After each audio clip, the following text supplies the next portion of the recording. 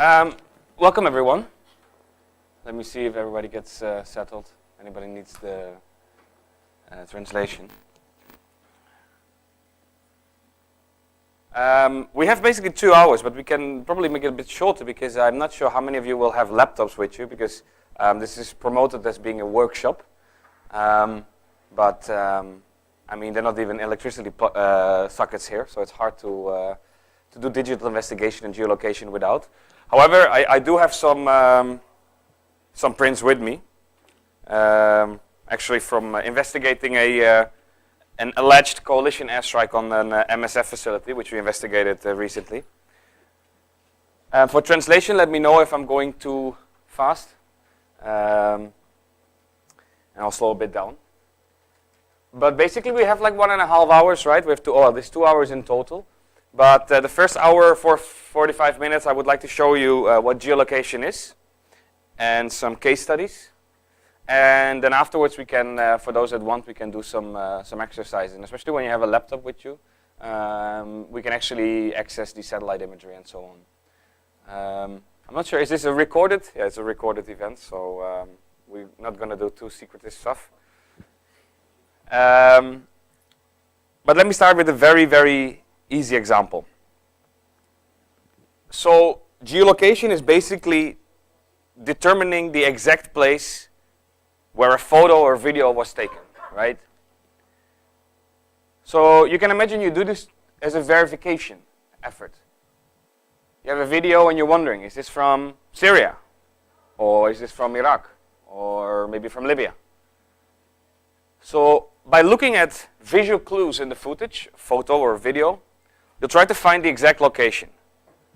And sometimes that's relatively easy. So let's have a look at this video.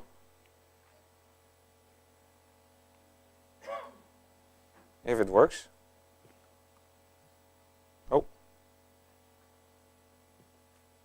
For some reason, this thing doesn't. There, here we go. So here we have a video, and we see how a tank is driving. Is it possible to get a sound on here, or? No? Okay. This video emerged in 2011 when anti-Gaddafi rebels were taking over certain places in Libya. Ah, I muted it myself. Thank you. There you go. So it's a short video.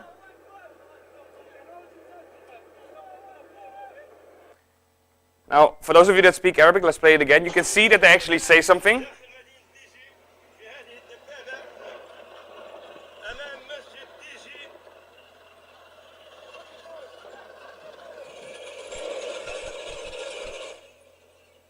What does that mean? Exactly. So we have a name and we have a location, right? But if you look at the video, what do you think are things you could possibly see from space? What are visual clues in this video that you could possibly see from a satellite image? The mosque, yeah? And what else? The lights, the street lights, you mean? Can possibly be, right? Because they're very tall and they cast usually a very long shadow. And what else? If we look at this last shot, what is very significant here?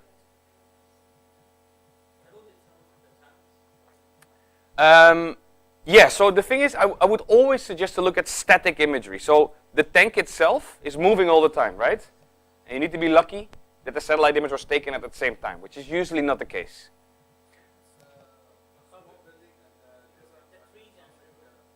Small building, I hear. Trees, I hear. Absolutely, all these kind of things. But one of the biggest things, I think somebody mentioned already, is the road itself. It's a tarmac road, right? And what is interesting is that there is a, if you play the video again, oh, sorry, you can see there is a separation barrier in between. So this is at least a 2-lane, maybe even a 4-lane road, right? Because I think the tank is driving in the middle, but there could even be 2 tanks driving next to each other. It's a very broad road with a separation barrier in between. So the guy who is filming is now turning to the left, filming the tank and the people on the tank, and then he turns towards the mosque, I think. Or wait, he did already here in the beginning, right? You can see here in the beginning, you can see him filming that mosque. Here we go, right? Now these visual clues are very straightforward, and we have an alleged location where it is. So this is the mosque, and this is the road with the separation barrier in between. Now by using Google Earth, which is publicly available satellite imagery, you can go to Tiji and you can see there's basically only one road in Tiji which is that big and has a separation barrier in between. And then it's simply following that road until you come across a mosque here. And if we start comparing that satellite image with the the satellite image with the ground footage, we can see this is the minaret, and we can see the minaret here as well. We can see the large shadow it's casting, right? And here we see the minaret on the left and the dome on the right. So is the guy that is filming, is he standing on the left side of the mosque here? Or is he standing on the right side of the mosque? The right, indeed. Because this is the minaret and this is the dome. So the perspective in which you can see that mosque can be only from one side, right? It's impossible to have this view from the other side. And actually we can see here that the minaret is built inside a curve, right? Or not a curve, sorry, a corner. Thank you. And we can actually see that here. If I make it a little bit bigger, you can see that here as well. You can see the walls. This is publicly available satellite imagery. So while satellite imagery itself can be interesting, yesterday there was a good presentation about that, you can just also use it as a tool to verify material, to verify a location. Here you can see the street as well. This is a very basic example. But sometimes it can get a little bit more harder, but nevertheless very important. The Caesar photographs, does anybody remember what these photos were?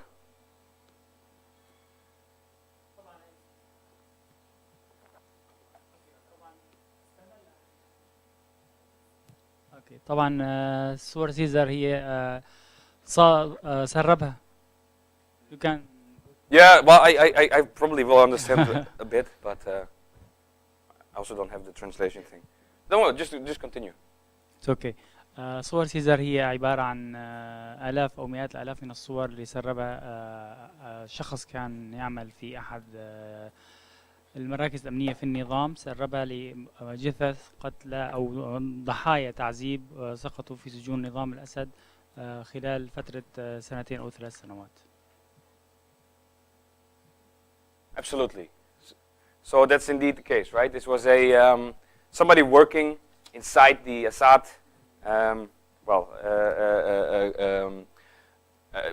let's say security apparatus, and he smuggled out a lot of photos of alleged torture and people being killed. And most of those photos were taken inside. And these are horrible photos to see. It's people being mutilated, people being tortured, a lot of dead bodies. But there was a combination of photos that showed a little bit of the surrounding. And if you would stitch those photos together, you could see this outside area. Which is interesting because this was basically the only view of the outside area where this took place. And obviously it would be very interesting to know where is this, right? Where is this facility where all those bodies are being piled up? And we've blurred here we've cut out the bodies because some bodies were also laying outside on this photo. But in this case, Caesar obviously has a claim about the location. He says it's in Damascus. And he can point on the map, it's here. Now we can just believe him and write it down, but we can also double verify that, right? We can verify if that is indeed the location. So if we look at this photo, just like in Tiji, what do we see? We see a hill in the background. Some buildings. Trees, exactly. And also important, this kind of like, yeah, it's kind of like an open large garage or something, right? And we can see that here on the right as well. Here. An interesting thing is this looks like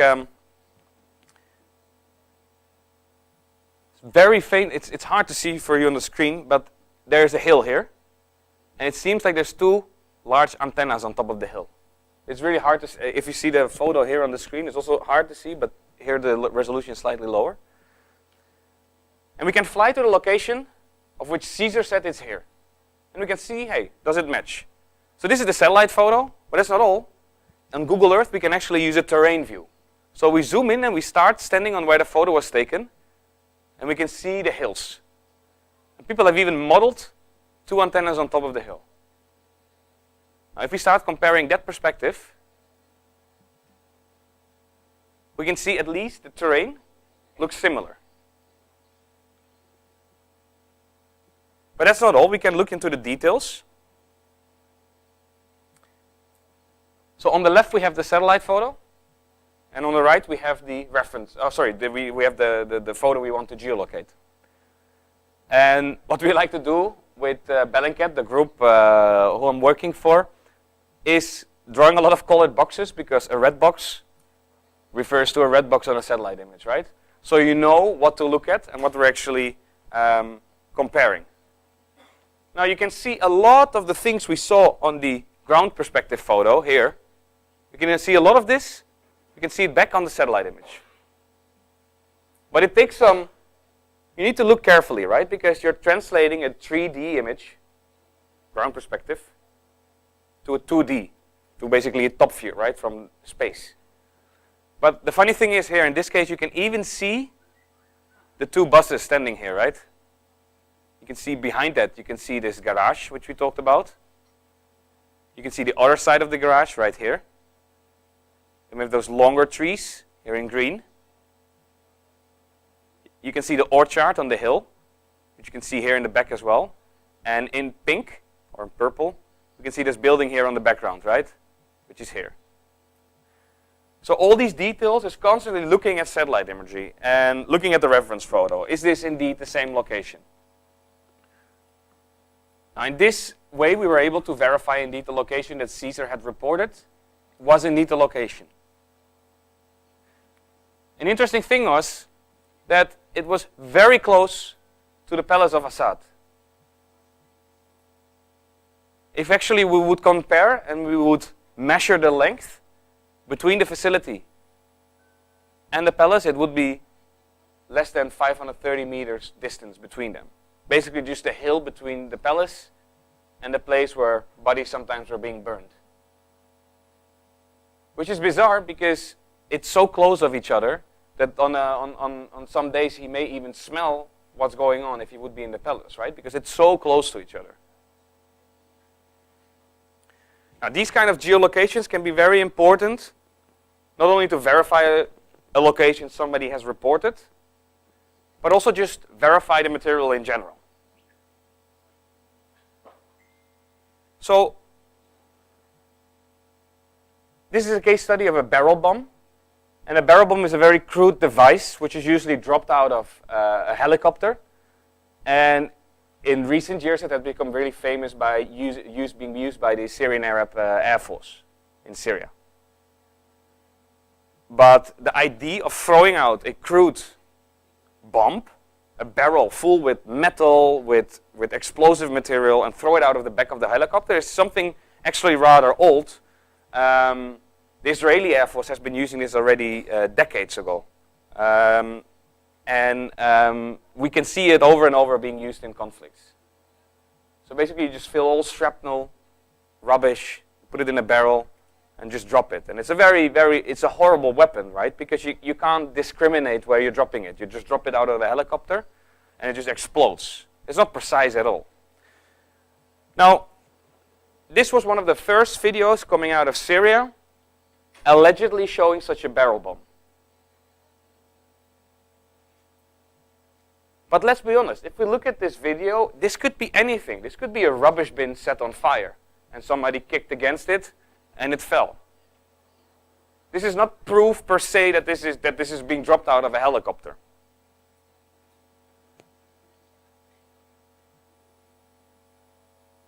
And for that very reason, you had articles like this on RT, on Russia Today, barrel bomb baloney, saying this is all fake news, this is nonsense. But to be very honest, if we look at the profile picture of this guy, I wonder if he's actually real. But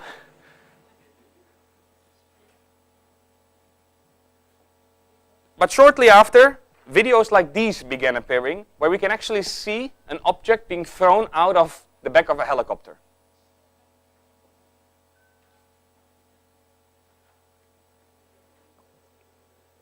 Here it comes.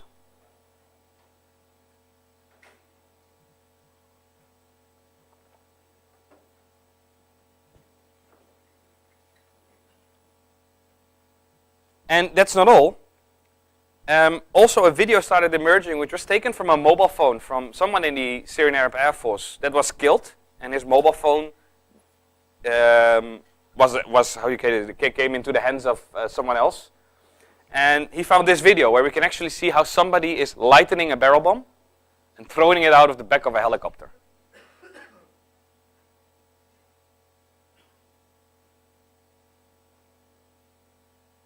You can see how imprecise this is, right, if you drop this somewhere, especially from such a height. Now this is a very important video because it shows the actual moment a barrel bomb being thrown out of a helicopter. But people were claiming this is nonsense. This is filmed in Turkey. This is filmed in Saudi Arabia. This is filmed in Qatar. Because this is just made to make Assad look bad. This is fake evidence to prove something that's actually not happening. And they say, how can you know this is Syria? How can you know this is a village in Syria where this barrel bomb is being dropped? This could be anywhere in the world. Which is true, it could be. And that's why geolocation is so important. Because we knew the reported location of the barrel bomb, which was in a place called Al-Dhaba. And this is Google Earth again, this is the satellite image, and we can turn the perspective. And we can very clearly see the street pattern.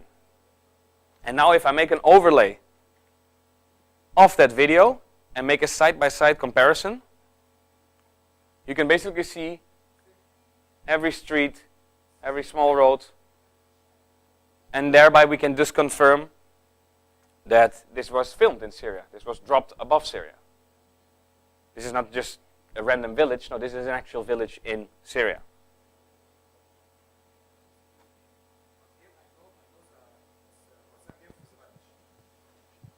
Yes. Yes. I know the name of the village, not just this Daba. Anything, yes. Yeah, okay, thank you. It's a good question, right? This makes it relatively easy because we have an indication where it could be. Tiji, first, right? Now Adhaba, before Damascus, right? We actually had the exact coordinates. Very good point. But I'll go there to the point, and especially when we start doing it yourself, when you have no information at all and you need to start looking for it.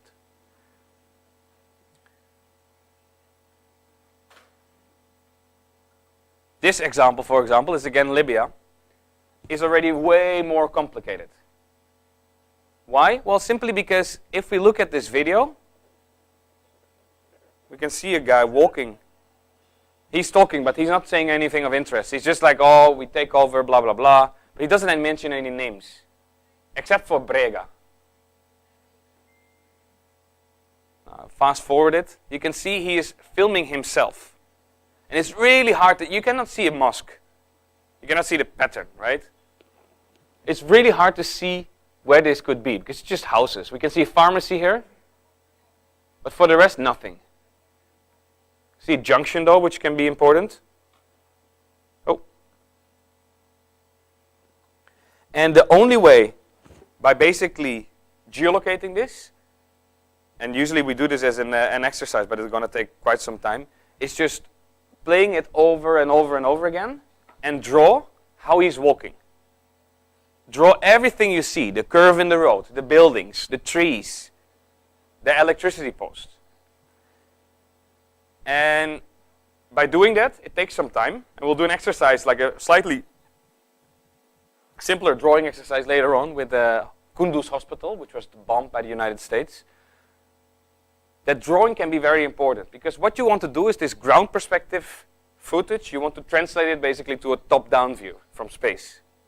Because it makes it way easier to geolocate it. And there is Brega, but it was not in Brega. It was actually in a place called New Brega. And because of the street patterns, which all look very similar, but they're very straight, rather than like just going everywhere, you're eventually able to narrow down the exact location just by drawing it.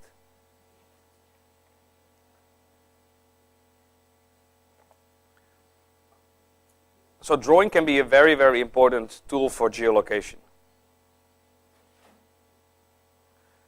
Now, besides being this a very good tool for verification, you can also do larger projects with it. And I'm going to show you now two examples, again, related to Syria, both of the Russian Air Force and its bombing campaign in Syria, as well as the bombing campaign of the US-led coalition, which is a coalition of many, many countries. The Netherlands, the UK, France,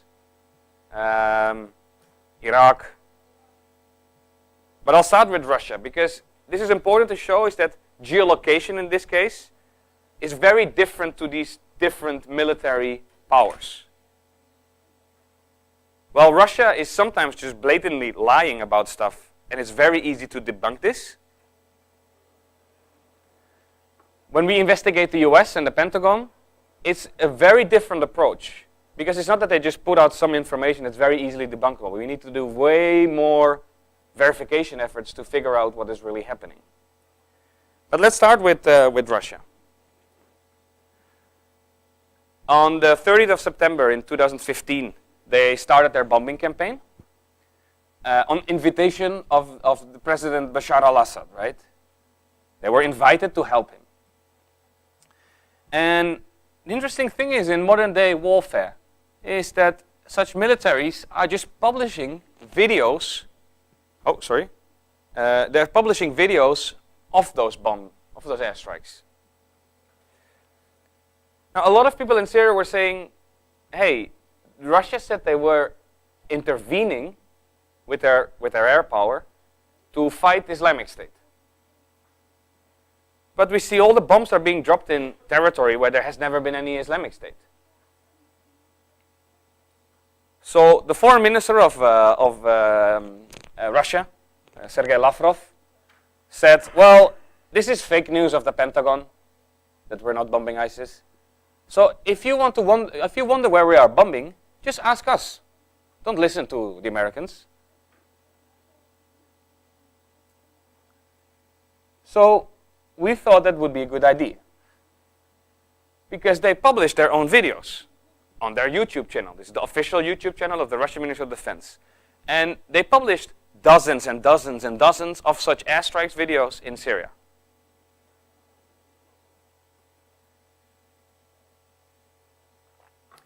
So you get the idea here. We started a project, and we asked the audience for help. We asked to geolocate all those videos that they are publishing to see is the location where they claim they're bombing, is it correct?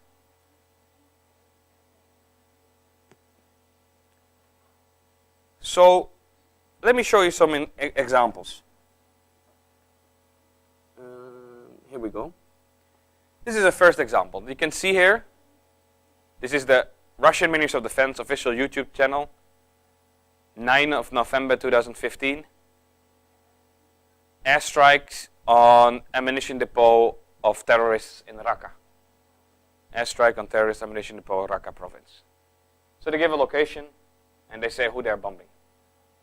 Let's have a look at the video again. This is usually filmed by a supporting aircraft or by the drone or maybe even the aircraft conducting the airstrike.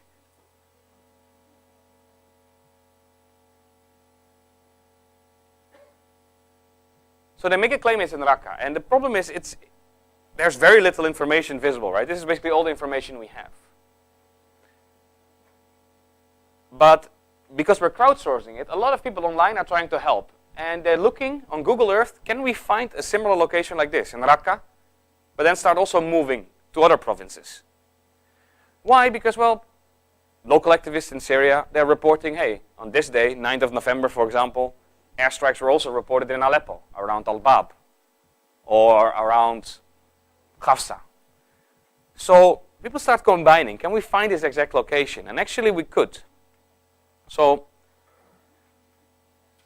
this is the image from the Russian Ministry of Defense.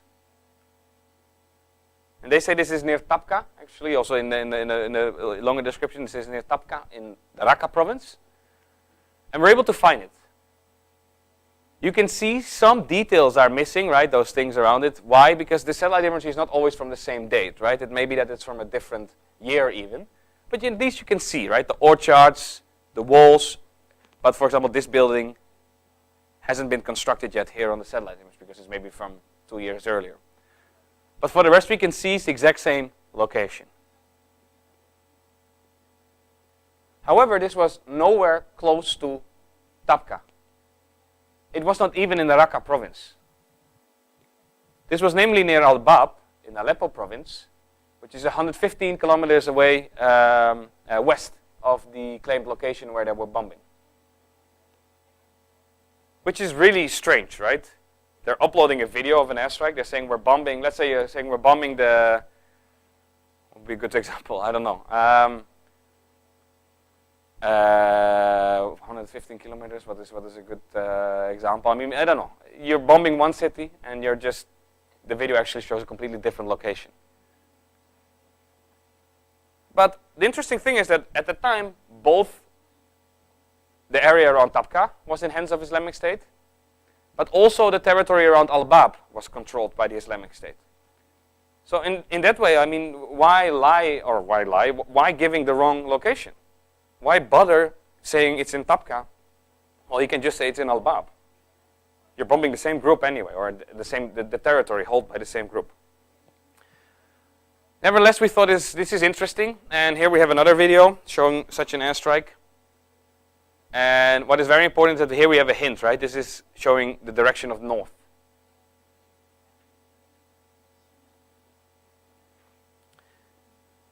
Again, they said this was bombing in the Raqqa province, which we see here. But we could geolocate it to a completely different location again. Namely near Latamna. Which is what? Southern Homs or northern Hama province. And if we could make this side-by-side comparison again. Let me pause this video. You can see it's the same location. And the interesting thing here is that they said they were bombing Islamic State held territory, but Latamna has never been held by Islamic State. So here we can see they're saying we're bombing in this location. We're bombing group A in location B, but they're actually bombing group C in location D, right? It's discrepancy between two things they're claiming. And it starts to get even more interesting. Here we have a news report by the Syrian Arab News Agency, SANA. And when we're looking at such claims, I mean, you can think of SANA, whatever you want. But we'll take all those claims as they could potentially be true. Maybe they report something which is the case. And we can see here, the US-led coalition targets a water pumping station or water pumping stations in Aleppo. This is a very big issue because this can be a war crime, right? This is critical infrastructure. And UNICEF was also, well, to say the least, very pissed off about it and saying this is the most important water facility of Syria. And it's the sole source, the only source of drinking water for 4 million people in Aleppo governorate. So that's a very important thing. That's a very big thing. So we were wondering, can we figure out who's responsible for this? And till the day of today, I think this is one of the bizarrest examples I can give. Russia published a video on its YouTube channel saying this is an airstrike against an oil refinery near Ghafsa Kabir. Now look at the video. If you look at this facility, which they're bombing, they say this is an oil facility, right? It's literally written, it's still on their YouTube channel. And everybody who's ever seen an oil refinery from space or water treatment facility from space would say, well, if I would have to bet my money on something, this is probably a water treatment facility, right? The big circles with the things that are just going in rounds to clean the water. But we obviously want to have more evidence of that, so we start geolocating this one. Here it's slightly better visible, right? It would be a very strange oil refinery. But who knows, maybe there's one oil refinery that looks like a water treatment plant. So we start geolocating it. And this time it was very easy to geolocate it. This is Google Earth. Why? Because it was indeed reported near Ghafsa Kabir, and it was near Ghafsa Kabir. And Ghafsa Kabir is very small, and you can very easily spot those big facilities from space. And if we compare this now again, side by side, the satellite image, with what was being bombed, we can see this is the exact location that's being bombed right here. We even had photos of the ground. This was also ISIS-held territory. Of ISIS propaganda wings showing pictures from the ground, which indeed show this is a water treatment facility. With even more, we have the ground footage. But that's not all. We wanted to have more proof to say Russia just published evidence that they bombed a water treatment facility. So I started thinking the following. A water treatment facility is a very big facility, and almost every country in the world will have some official documents detailing the biggest civilian infrastructure that they have in a country. And if we think of file types, in what kind of file type are official documents usually published? PDF. That's correct. So you can do a very easy trick on Google, and you can do file type, colon, and type in the file type you're interested in, and it will only look for such file types. And I didn't even do a search in Arabic yet. I just started with a search literally in English, Ghafsa, water, to see what I could find. And I found a document of a German company, Hamburg Wasser, which was a German company which was before the war, was paid by some kind of UN organization to renovate the water infrastructure pipeline from Aleppo city here on the left, and the pipeline goes like this, all the way to Lake Assad, where there is the raw water intake here. And this is the water going in, it's being cleaned up here, and it goes all the way to Aleppo, and then it goes back again, right? So now we have an official document, and actually, the interesting thing is that this was the location we geolocated, and they called it the first project treatment plant. So this was a document of which the Syrian government was a part of, because they allowed this company to help with the renovation of this pipeline. So now we had an official document detailing that Russia actually bombed a water treatment facility. Which is bizarre, because why the hell on earth would you do that? Why would you publish evidence that you're bombing a water treatment facility and pretending it's an oil refinery? And the weirdest thing is that this area here was all held by Islamic State at the time. Aleppo itself was divided, right? East Aleppo and West Aleppo basically, and West Aleppo was in hands of the Syrian government. And this water treatment plant was also providing water to government-held parts of Aleppo. So nobody had proper water. So the Syrian government had to make a deal to send engineers into Islamic State held territory to repair the facility, which happened. Which is just really weird, because why bombing it? Why let your ally bomb this facility if you need to send your own engineers to repair it again? It's a really weird case. Now, these are some of the initial geolocations we did. Green means it's the right location. So you can see definitely they reported were in the right locations. And red dots are like, okay, this is the exact location where it was, but they reported a completely different location. And you can see what's happening here, right? Much of the airstrikes that are happening in Idlib province, for example, are flagged as being actually in Raqqa, but while they're actually bombing in Idlib. Now this is 2015, right? In 2016. So this is a very different dynamic in the war than Syria nowadays. And why was it important where they were bombing? Because, well, at this time they were still claiming they're only bombing ISIS, right? And they also presented the map of territorial control at the time. This is 16 October 2015. And they had this map. And they also published that map on their website in high resolution. So what we did is we went to Google Earth, and you can make overlays in Google Earth. You can paste an image on the satellite image. So this is the satellite image, and we paste that image of the Russian Ministry of Defense on top of it. So now we're left with a map of Syria. What Russia says is territorial control in Syria in October 2015. I think for everyone here, the colors are familiar, right? What is being used. Black is what? ISIS. Red? Yes. Green? Yeah, FSA, any kind of opposition, right? Well, no color is obviously Syrian government. And blue is the occupied Golan. So now we have, this is what Russia says is territorial control. And now we paste those geolocated airstrikes on top of it. And we can see a big part a part of it is indeed in Islamic State held territory. But by far, most of the airstrikes they publish themselves are actually in what even the Russian Ministry of Defense says non-ISIS held territories. So politically, you may think it's really good that Russia is bombing Idlib, right? It's really good that they're bombing groups there. But that's not the case. I mean, I'm not here to say what is good or what is wrong in doing in a war. I'm rather here to say, okay, if you want to form an opinion about it, we need to know the facts. And this simply are the facts in the beginning of Russia's campaign. They were simply constantly giving the wrong locations of where they were actually bombing.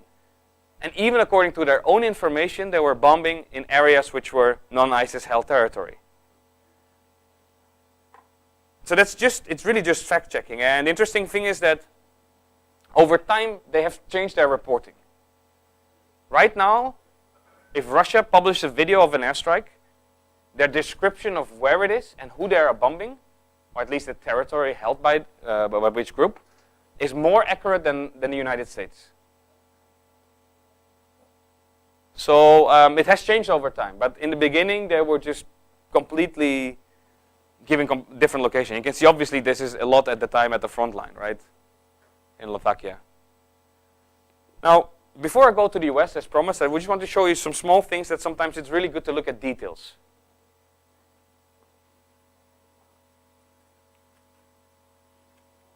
Oh. And this is about the weapons being used. Now, there were human rights organizations that were claiming that Russia was using a specific type of cluster bomb. A cluster bomb is a big bomb that basically is, when it is dropped, it opens and it's a lot of different smaller bombs that fall out of it. So often militaries use it to attack a large group of manpower, right, that's standing somewhere, or to bomb a large area. And the thing is that this specific type of cluster bomb they were using it's pretty indiscriminate, right? You can't really target something specifically. And worries were being raised that they were using this in Syria above densely populated areas. And Russia responded saying this is not true. We don't even have those bombs in Syria. We don't have them. And this is the interesting thing. We're looking now at Russian photo of the airbase in Hamim. And we can see here, this is Sputnik. This is like a Russian news agency. And we can see a fighter jet or bomber jet standing there. And we can also see some bombs next to it. An interesting thing is that those bombs can be very easily identified as actually the bombs that they were saying they wouldn't even have in Syria. So this is the RBK 500 cluster bomb, of which they say, hey, we don't have it in Syria. Well, this is their own news agency presenting evidence that they actually have them. But that's not all. They also, how do you call this, RT, which is another Russian news agency, went to the base and made videos at the base. And you can say, okay, maybe they have them in Syria. They said they didn't. But maybe they're not using them. They're just there to, I don't know, get some sun in Syria. But then Russia today started filming at the base. And look at this.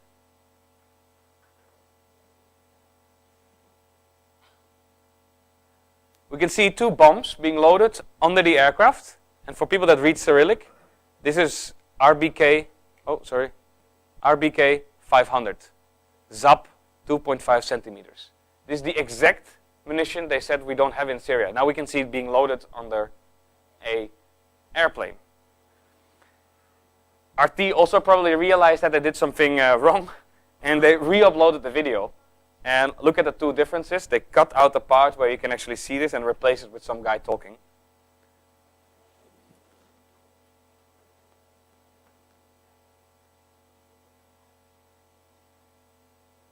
Because probably somebody told them, hey, it's probably not the best thing to show that. Now we can also see on the left, under an aircraft, on the right, we can see a weapon remnant being used elsewhere in Syria, right? Suggesting that this actually has been dropped. And last but not least, again, the Russian Ministry of Defense itself, after they retook Aleppo city, they published a whole photo series of demining operations. Demining means they're removing explosive material, which is really good that they're doing it. It's obviously very important. It's a beautiful set of photos. But again, they're showing information that they probably didn't want the public to know, because this is all the material they have collected in Syria. And here on the foreground are actually the parts of the cluster bomb. So they're cleaning their own munitions in the city. And again, they were claiming that they never even had these bombs in Syria. So this is 3 times Sputnik, RT, and the Russian Ministry of Defense themselves that are presenting evidence that they actually have those weapons here and that they're using them. Yeah. It's a good question. So it's really something, after a while, if you're doing it a few times, learning over time. But in the beginning, if you're looking at this, I would just start with Googling it. Sounds really stupid, but it's really how to start it. Let's say there's a claim of a weapon being used. Let's see if I can compare it. So, for example, when a bigger investigation in which this same kind of community worked on, and it was produced by the BBC, was this Cameroon investigation, where 2 women and a baby and a kid were killed. And Benjamin, a Bellingcat contributor who also works freelance for the BBC, he saw the weapon that was being used. It's to simply start Googling what kind of weapons are used in this part of the world. And you just start comparing all of them. And once you find a match, you're like, hey, maybe it could be this. And here it's the same. I mean, if you go, you have a website. Maybe it's good to show it. Let me see, I have an internet connection. Yeah. Excuse me. Yeah. هو المختلف في الامثله اللي حضرتك اديتها والمثال الثاني بتاع بي بي سي اللي حضرتك لسه قايله، ان في المثال بتاع الكاميرون المكان ما كانش متحدد، فكانت العمليه عكسيه. في كل الامثله اللي شرحناها هنا كان في ادعاء بمكان، فاحنا كنا بنتحقق بان المكان ده فعلا هو اللي ذكر ولا لا. في المثال بتاع الكاميرون كانت الصعوبه في ان مكان احنا مش عارفينه وبندور عليه، فانا بيتهيألي كانت الايجاد هذا المكان وملامحه وتفاصيله كانت اصعب بكتير، وانا كنت جاي مستني اشوف ده، اتعلم ده. Don't worry, because this is what we're gonna do. But I'm just showing you first the very basic steps, because the Cameroon is one of the most difficult geolocations I think the group has ever done. Okay. And before you can do that, I mean, it's important to understand, okay, what are we actually using, because how can we usually access satellite imagery, the terrain view. Terrain view was very important in the Cameroon investigation. So don't worry, we will do this after I showed the case samples. We actually work on how can you, if you have no idea where it could be, how can we still find it?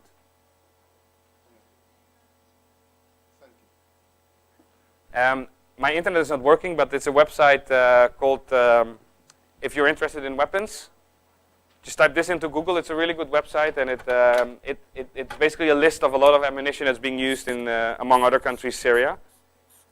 CAT from Catalogus, UXO, which is like unexploded ordnance.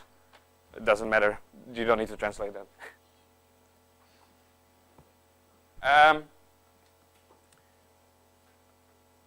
So there's two more cases which I want to show before we do the actual stuff, workshop stuff. And that's like, we talked a lot about Russia right now, but I think it's really important to talk about the United States and the US-led coalition as well.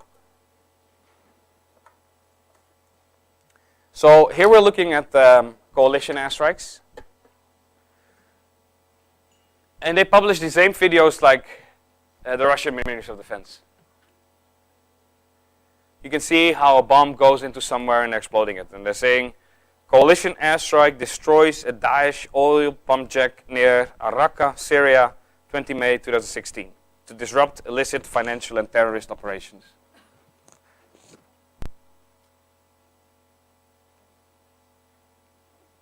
Now again, they are publishing a lot of those videos. Here we can see all videos on their YouTube, not all, but some of the videos on their YouTube channels, showing how they're bombing locations in Syria. This one is very interesting because it's the first time we know that the US directly bombed Russian mercenaries in Syria. This one too. So this was when people from what we believe to be Wagner group, but also the Bakr Brigade, which is Iranian-controlled militia, started attacking a oil facility that was held by the U.S. and the SDF.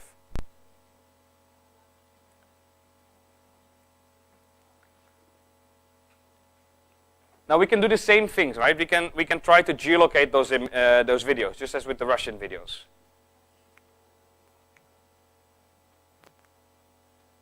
And we also did, and this is a map of all those geolocated airstrikes. And the thing is, basically everything is correct. They're saying they're bombing near Raqqa. Okay, they're bombing near Raqqa. They're saying they're bombing near Mosul. They're bombing near Mosul. So the claims are basically all correct. Sometimes they're quite far away, like Palmyra, right? Sometimes it was like 100 kilometers away from Palmyra, but it makes sense because there's not much south of Palmyra, right? It's just basically desert. This is a rocky terrain. There's not much. So they use it to flag it. Hey, it's near Palmyra, but it can mean as far as away as 100 kilometers. At least we could see, okay, the locations are correct. Then again, we are very aware that the US will probably not publish a video when they're bombing a water treatment facility. Not that they would necessarily do it, but if they make a mistake or something goes wrong, right, they probably won't publish a video. So we need other sources of information. So let's have a look at this.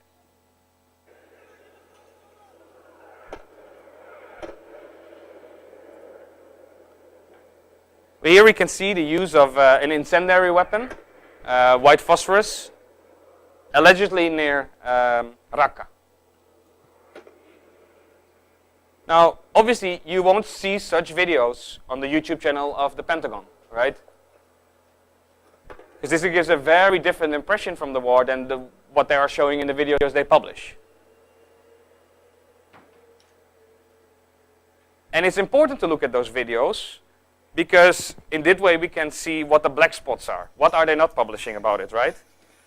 And incendiary weapons, often thought of, think of the Gaza-Israel war, where Israel used it highly densely populated area, the use there above a highly densely populated area is illegal. Because this is like a cluster bomb, right? It goes on such a large area that it's very hard to know where you're bombing. So in this case, what we just saw in the video, it's important for us to geolocate it. It's very hard because you almost see anything. Why? Because then we can know where the US is using this kind of munition in Syria. Maybe it's using it above a densely populated area. That's not to say that it's always illegal or with a bad intention. It can be very useful, for example, to pull up a smoke screen for snipers. And we've seen that they've been using it like that. But again, it's important to at least investigate where it's happening. Just a short other example. This is Mosul.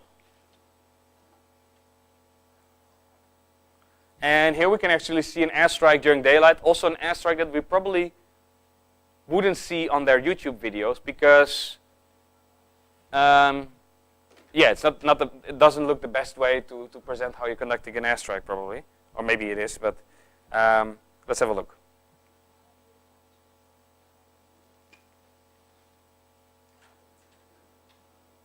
Oh. I'll play it again.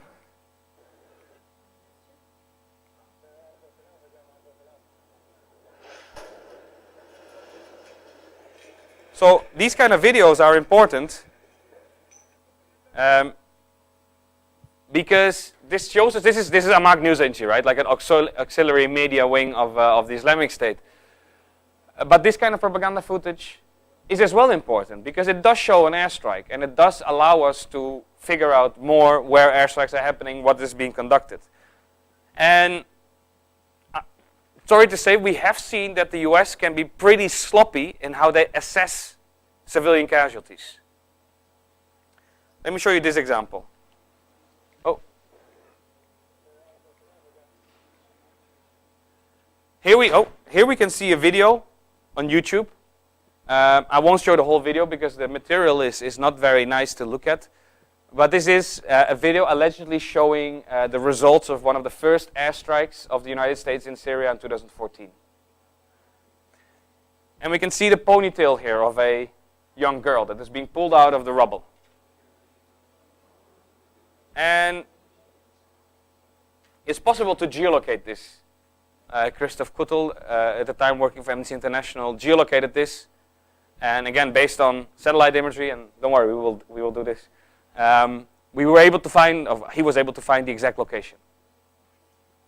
Now, one great thing about the US compared to Russia is that at least the US responds to such claims, saying, hey, this is a US airstrike, killed a girl.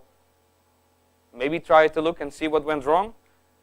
And they do that. They respond with spreadsheets like these. And they're assessing the incidents.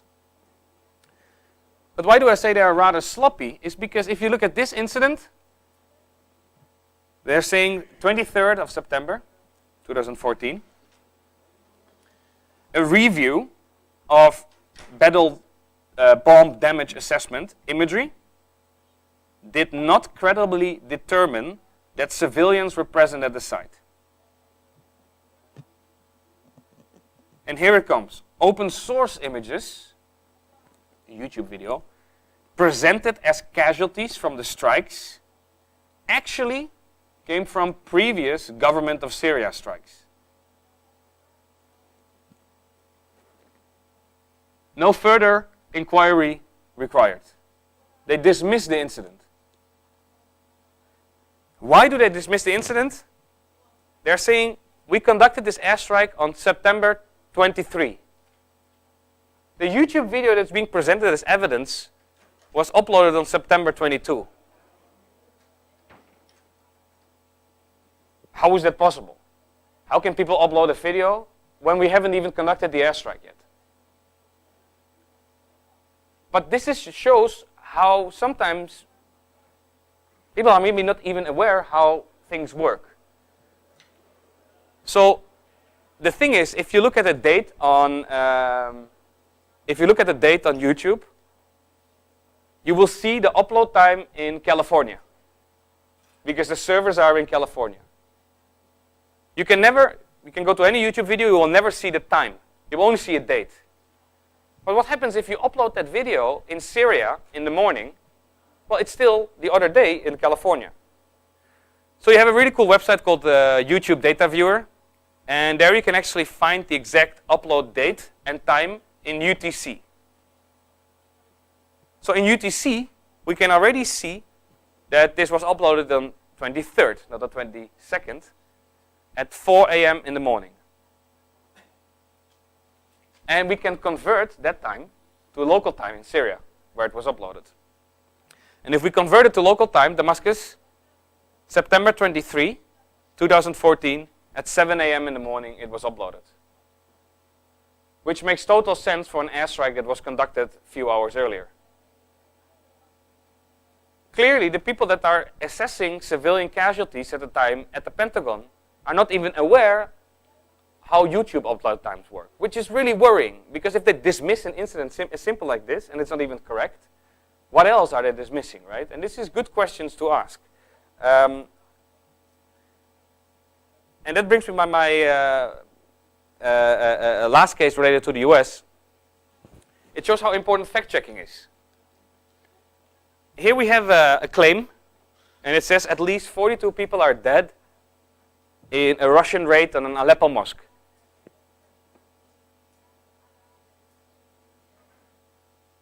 Now, these are a lot of claims being made in one single headline.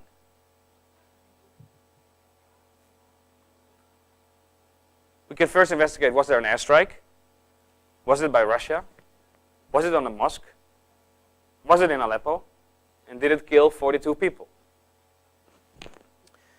So the first thing you can do, right, is doing a keyword search on Twitter, on YouTube. People are reporting it's in Jina, in Aleppo. And people are uploading an alleged weapon remnant from that airstrike.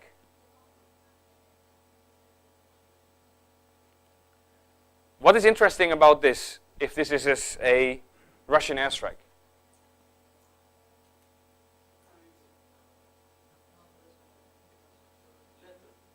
Yeah. It's in Latin script and not in Cyrillic. We just saw the bombs of Russia, right? They have the Cyrillic script. This is Latin script. Maybe it's from Russia, could be, but it's interesting. And when we compare it with one of the most used missiles by the United States, the Hellfire missile. Here's another example. We can see this is basically identical. Weight, 52 kilograms. So we had a first indication to think, hey, this may actually be US involvement. And soon more Syrian activists started uploading pictures where we could very easily read the numbers on the parts of the munition. Simply typing these numbers into Google will lead you to the cage numbers and which company shipped it to when and when it was being produced and so on. Here we have another one, right? 30,008, now the numbers doesn't matter, but you can get the ID. In Yemen it's the same. When we look at weapon remnants, just start Googling the numbers. It can be very useful. Now, the Pentagon released a statement saying they conducted an airstrike in Syria, killing several terrorists, and they say it was in Idlib. Now, they also released an image from the site they bombed, which they said was in Idlib. Here it is. However, if I started comparing these images with the images from the people where that mosque strike happened, I could start comparing it, and I was like, hey, this is actually the same location. But this was in Jina, in Aleppo, and not in Idlib. So I emailed the Pentagon as well, and they say, we believe, I said, like, what's going on? You're saying you're striking in Idlib, but you're showing a photo of Aleppo. Are these two different strikes? Is it the same strike? So I thought, okay, best way is just to email them, and they say, hey, we believe this is the same strike. We do not mean to cause any confusion. Different internal reports may have listed this differently. Okay? So they list the strike that's in Idlib, in Aleppo. They list it as Idlib, could be a mistake, but we were thinking, okay, let's further investigate this incident. And we teamed up with Human Rights Watch and Forensic Architecture, basically to get a better impression of what this building was that was bombed.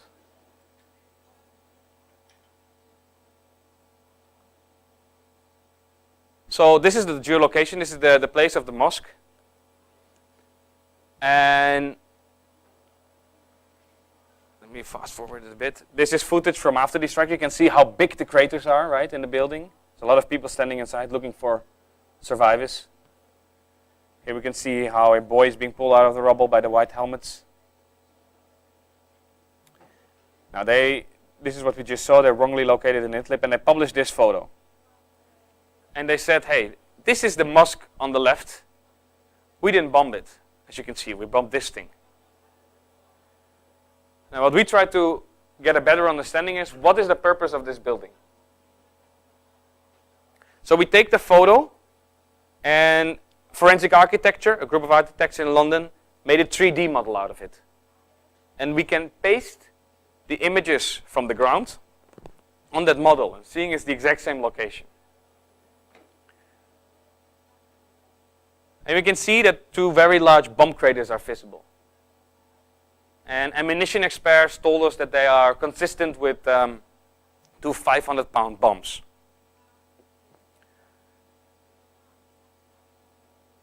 Now this is very important video because we see the mosque or the building that before it was bombed. And we see the Adhan speaker here. And we see a sign next to the entrance saying this is the Sayyid Ibn Omar al-Khattab mosque. Important, why? Because this is footage from after the airstrike. And people were saying, oh, they just put up a sign of a mosque to pretend it's a mosque. But now we had footage from before the airstrike actually showing it was a mosque. That sign was there already. That's not all. We can even go model the inside, the interior of the building. So we go inside and we can see here, for example, on the right, the place for the shoes before you enter the main prayer hall here. And we can see the mihrab there, right? Indicates the direction of the Kaaba in Mecca. And all of these kind of details in the building indicate for us that it is actually a large and functioning mosque. So it continues and continues. And I'll fast forward a bit. Like, the northern part of the building was heavily bombed. Now we know the Imam's flat was there. His wife was killed in the strike. And there were 4 rooms on the ground floor, kitchen, and we all had footage from these areas as well. There are ritual washing rooms, there's a winter prayer hall, and we can even see, this is where the bombs dropped, we can even see where the Hellfire missiles were launched. And these are the locations of people that were found still alive, and in red are the locations of people that died. And for example, here we know the identity, for example, of the people that were there. This is Mohammed Orabi.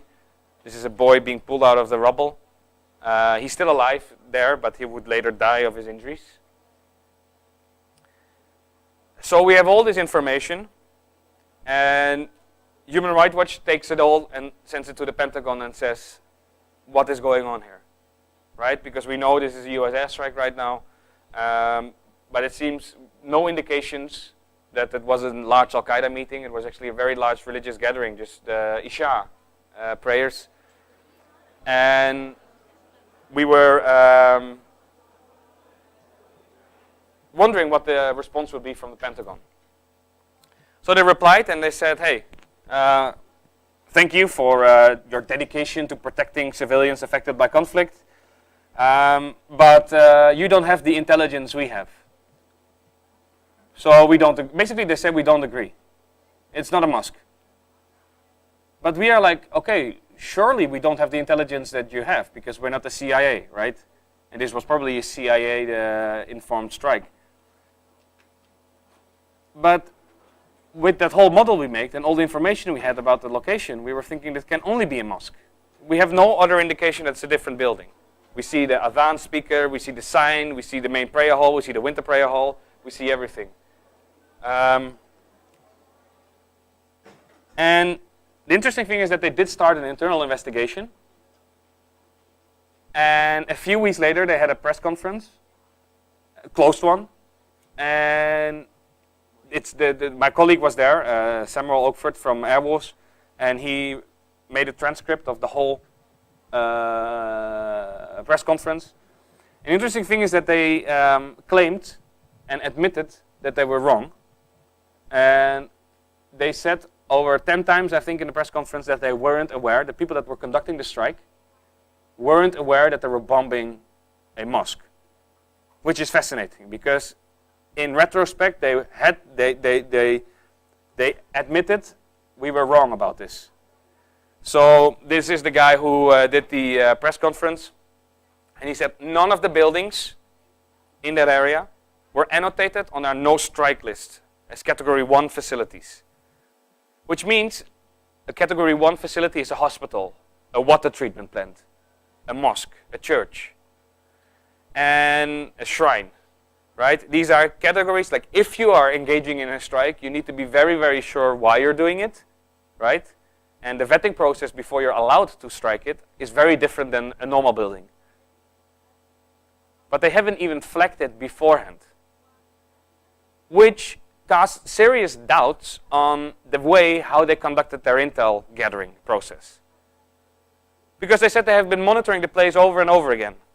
Well, they would surely know that this was a large mosque because every time there were just the Isha, all the prayers were there. It was the largest mosque in the area and a lot of people were going there. At the time of the strike, we maybe think there were over 300 people in the building itself. So why did nobody that's watching the drone feed realize that? The patterns of life. There's constantly people going in and going out. Still they engaged in a strike, and later on they admitted they were wrong. They didn't realize they were bombing a mosque. However, they were honest and they said even if we knew it was a mosque, we would have bombed it as well. So it seems that they really thought that they have bombed someone there, that they really wanted to be dead. We still don't know who that was or who that were. But, I mean, clearly they wanted to bomb it. Small detail here. Why it's so good to investigate. In the whole press conference, they never admitted that they killed civilians, though. You know the kid which we saw, Mohammed Orabi? We have footage of him. You know how they mention him in the report when they analyzed everything? We can see a person of small gesture, so we can see a small person entering the mosque, which is a very interesting way to describe it, right? Because if you read that quickly as a journalist, you may think, oh, just a small person entering the mosque, which we know is a kid. It's a way of using language that people will not ask too much questions, I would say. So that's why it's good to be critical. And it's also very good to investigate these incidents, because remember how did this start? With a headline that Russia bombed a mosque, which turned out to be the US. Okay, I'm talking a lot, eh?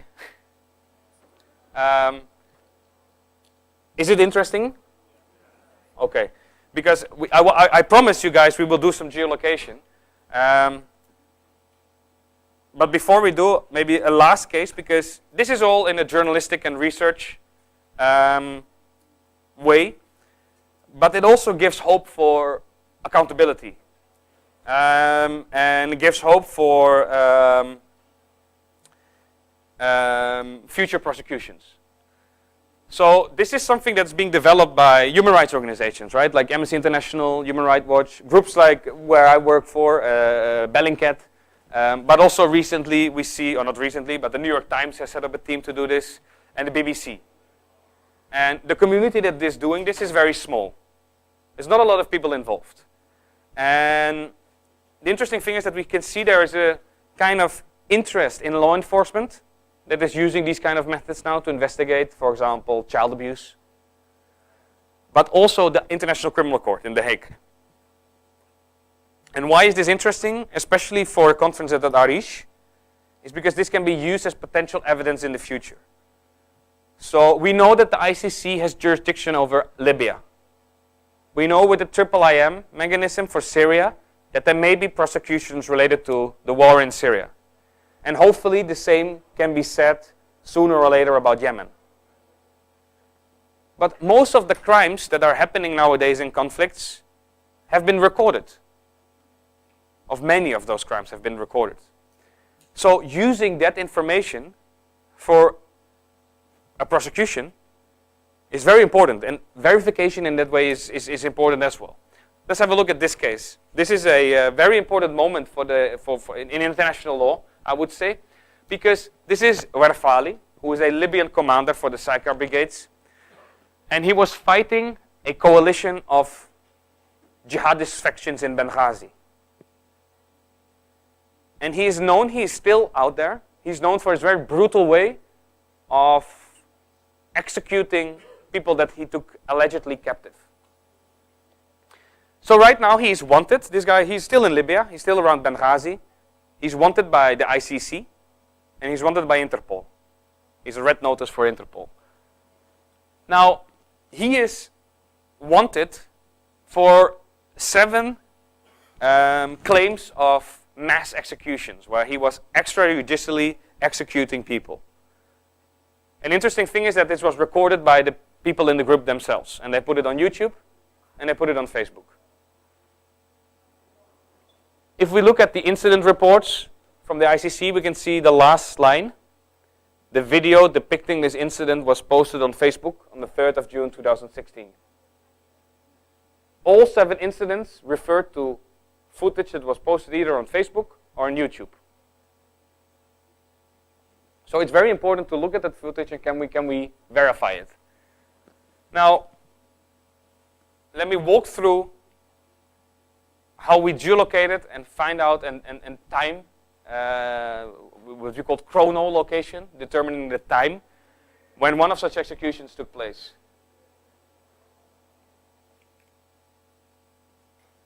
So this is one of the videos, and you can see it's almost like ISIS style, Guantanamo Bay style, how he dresses up the prisoners. And he reads, this is Werfali, he reads a statement why he's executing those people. He's accusing them of being members of jihadist factions. So this is the video, and what we're doing with the video is we're taking stills from that video. And this is very similar for you with geolocation, because here we don't know where it is. We only know general location, Benghazi, but you almost see nothing. So what we do is we made a stitch panorama. Oh, not this. We basically put all those stills together in one picture, and we're looking for visual clues. This is always what you do. When you have no idea where it could be, we're looking for visual clues.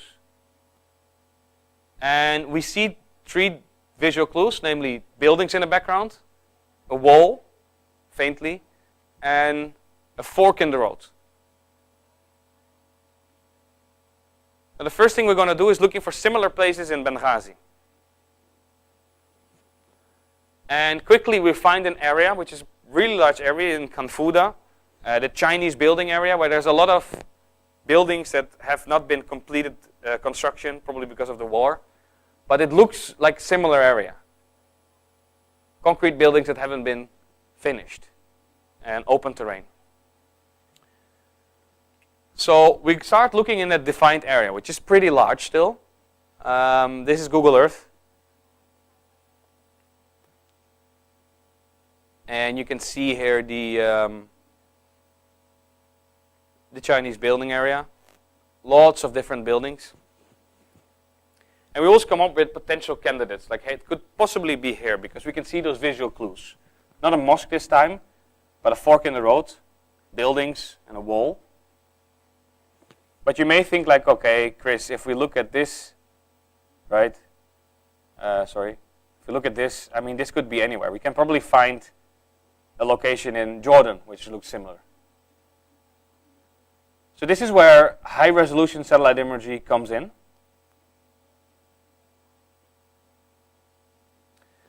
Because if we go to what we thought is the camera position, we zoom in, And you can see even the vegetation, which is here on the satellite image. And if I make an overlay now of the video, you can see that it's directly matching.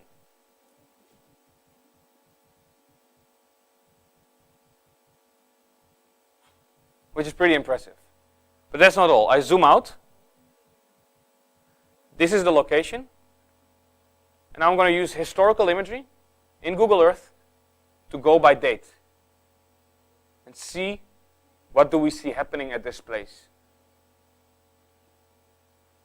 And on the 17th of July 2017, we can see black spots appearing. And those black spots directly correspond to the people that were executed there.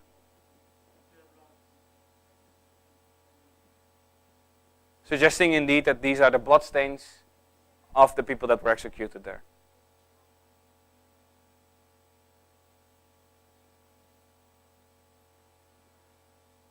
Now, by using the shadows, we can also determine the time of the day it happened. 6 in the morning, around 6 in the morning. And based on the historical imagery, when those black spots start appearing, we can also figure out, okay, this is the approximate date range between July 14 and July 17. Now, all of this information, by just using geolocation and then chronolocation, determining the time, is all additional information and probably additional evidence in such a case. And what I think and what I hope is that this will only be more important. That not only journalists are knowing how to use this, but also lawyers. And that this can actually be used to hold people to account for the crimes that they are committing during conflict. An interesting thing is that most of those videos, like Cameroon, like Verfali, but also torture by the Iraqi army in Mosul, IDF sniper fire on protesters in Gaza. These are usually videos uploaded by the alleged perpetrators themselves. They're filming what they're doing. Sometimes they're laughing about it. Sometimes they are proud of it. And that's very interesting to see how social media enables that. So having said that, I would say let's have a very short break. And for the people that want to do some actual stuff, oh, it's already 8:40. We have like, it's 7:15. So we have like, let's do a 5-minute break because there's no water here and I would really love to have some water. And then we do some basic geolocation stuff. Feel free to leave if you don't want to do that. But then let's say at 6:45 we start. And we have like half an hour of doing some proper geolocation. Thanks so much. So I will just restart my laptop because maybe that works for the internet. But geolocation, right? So it's determining the exact location where something was taken. And the question was indeed really good. Well, you showed a lot of cases where you have a claim about the location, but sometimes there is no claim, which is true.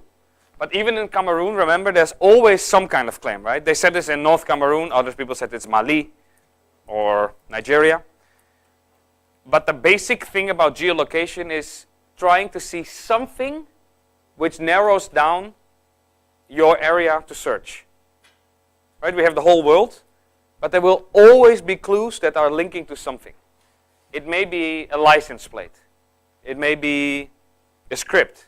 Right? If it's Arabic script, well, you know, okay, if it's just like advertisements in Arabic, it's probably not going to be in Western Europe, right? So all these kind of things, trees, deserts, right? All these kind of very basic things are of use to geolocation. I'm just starting up my laptop, so I'm talking. What is important with geolocation is that you always have the source, and that's the visual footage you want to geolocate. And to geolocate it, you can use different things. You always want to find reference photos or videos. If you're lucky, you will have ground perspective photos of the same location. If you're not lucky, there may be only satellite imagery of a certain location and you need to match it. Yes, it's working now. I just wanted to show you, before we continue with geolocation, there was a question about, I think the guy left, about ammunitions, right? The Syrian archive, it was set up also by a Bellingcat member, partly set up by Hadi Al-Khatib. And they are working on something very interesting related to weapons analysis. And it's using artificial intelligence to find weapons. Let's have a look at this. And so here we can see, this is footage from Syria. And it starts recognizing, the software starts recognizing what kind of ammunition type it probably is.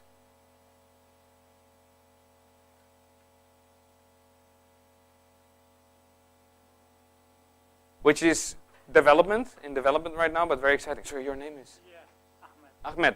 Ahmed reminded me of this, which is very good. It's good to show. This is like, can be very, very useful for the future. I forgot about this. I should have known. I was recently talking about how AI can help us, and this is obviously very, very cool. Also, Ahmed is working for verify.sy, which is a very great website related to verification in Syria alone, right? It's doing very similar stuff that we are doing, so definitely check that out. And now we go to geolocation.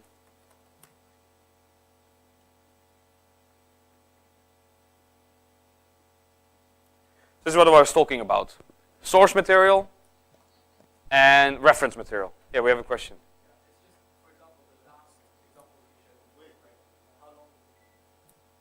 The last example you showed before the break, how long does it actually take for you to find that killing site? Rafali one, right?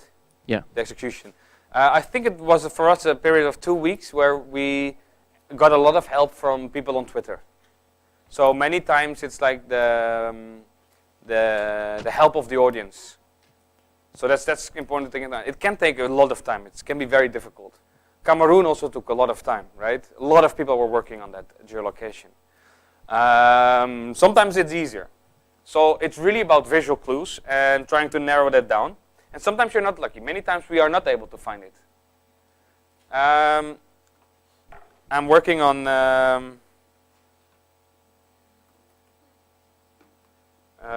I'm working now on trying to geolocate where a Yemeni guy killed 2 leopards in Yemen. They're critically endangered, Arabian leopard. You only see a mountain, right? I know a general area, but I mean they're like, there are mountains everywhere. So it's really, really hard to geolocate that. And maybe I will never able to geolocate it. Let me see, going back to this one. So source material, and there are different ways of how you can find source material. I would say you can classify it in 3 different kinds. First of all, you have photos taken on the ground. If you're lucky, you have street view on the ground. But most of the times you will only have, only have a satellite image. So let's have a look at this. This is, for example, source material on the left, and there's street view image on the right. I'll try to look at the image. What are things you can spot on both images? Layouts of the windows, that's correct. The cross at the top, yeah. This thing, this thing. The air conditioner, right? Now, these are all things you try to link to each other. Sometimes it's way harder because you only have the source material on the left and you have a satellite image.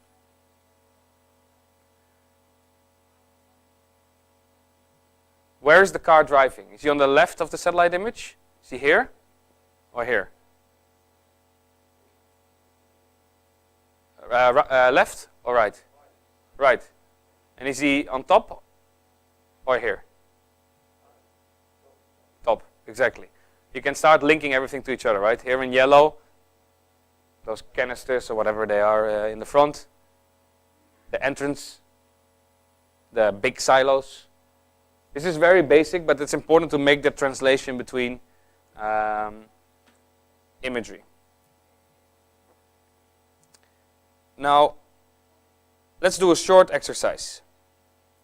You guys have pen and paper? Okay. This is an example where you have no idea where it is, only general location, but no idea where. And this is when the US allegedly bombed a hospital in Kunduz. Kunduz is a city in northern Afghanistan.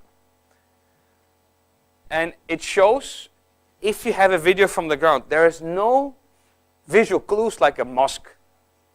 There's no big things where you can immediately say, oh, this is probably here. The only thing you have is a person filming the building while walking around it. So there's very little you can see. There's no words. There's no license plates to be seen. So what I'm asking you to do, I'm going to play the video a few times, and I'm asking you to draw how this would look like from space. How does the outline of the building look? Right? So the guy is turning to the left, turning to the right. You can see the wall here, you can see a tree there. And my question to you is, try to draw how that building would look like possibly from the air. Why? Well, because we have the source material. And in Afghanistan, the reference material is often not from the ground, right? Because you don't have street view. You don't have a lot of geotech photos. And literally the thing you're then going to do is compare your drawing with all the buildings you can see in a satellite image. But once you have your drawing, I'll show you some tricks how you can still narrow down locations with certain structures. But let's watch the video first. I'm going to play it 2, 3, 4 times. Oh, not TG. We already did that one. Here we go.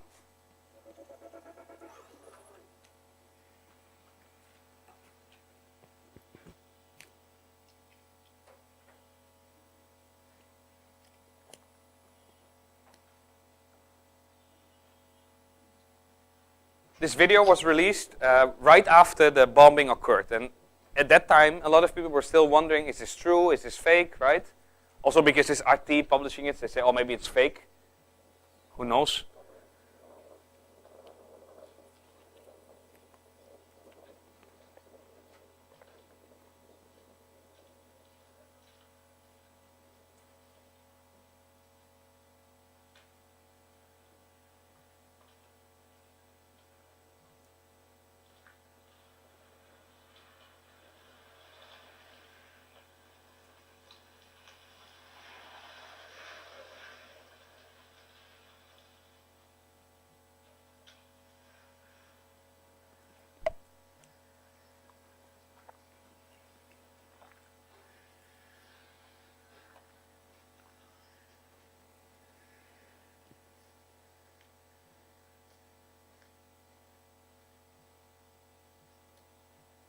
And start to think what we did with TG in the very beginning when we started this, right? What are possibly things that you can relatively easy spot from space? Well, the outline, the blueprint of the building, so to say, is one of the most important things because it's the biggest structure. Then maybe the location of the trees. Okay, the video starts again.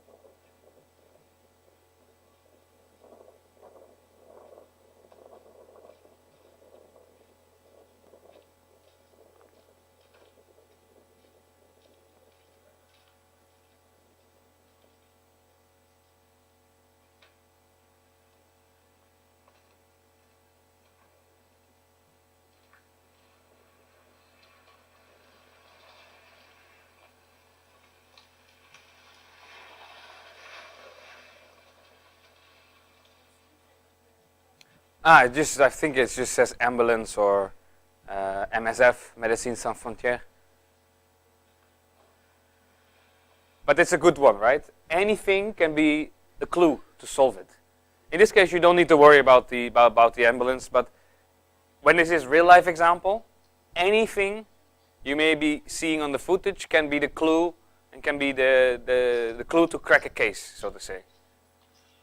can be a way to solve where it was taken.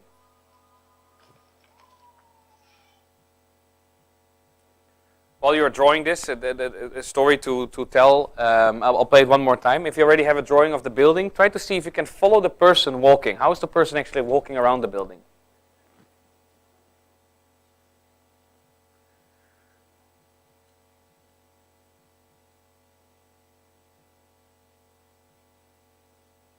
To give an example, we to how this has been useful when we give those longer workshops. We did one, or I did one 2 days ago, and I will give one tomorrow. We often ask participants to bring some footage they want to geolocate, and especially to show them this is really something you can do yourself. It's not magic. It takes a lot of can take a lot of time, but you need to be really eager to want to do it. And we were at the guys and girls from Radio Al Ghad in Erbil.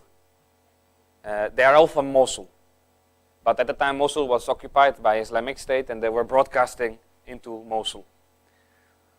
And there was a horrible video published by the Islamic State showing how they were putting people in a cage and drowning them in a swimming pool in Mosul.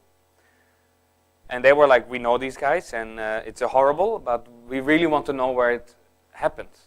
Because it's a way of dealing with what happened, because our friends are where they died, and we want to figure out where this is.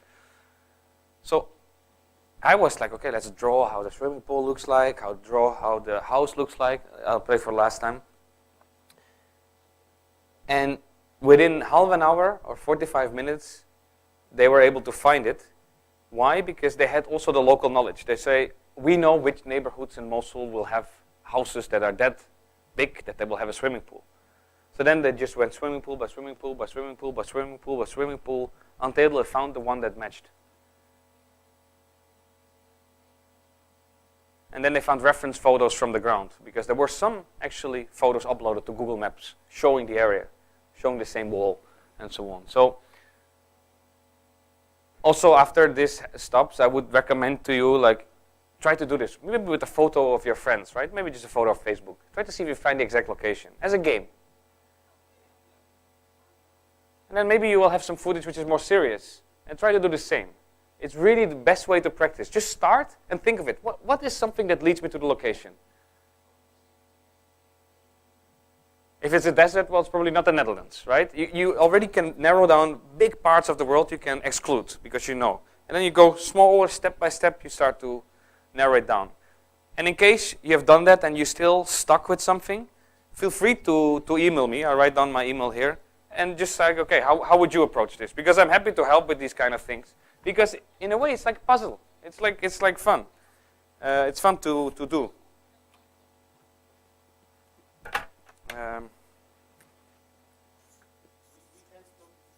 Sorry, you can stop the video? I will. But anyway, writing down my name, so. Okay. Christian Tribut at Bellingcat.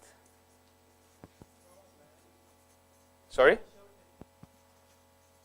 I know, man.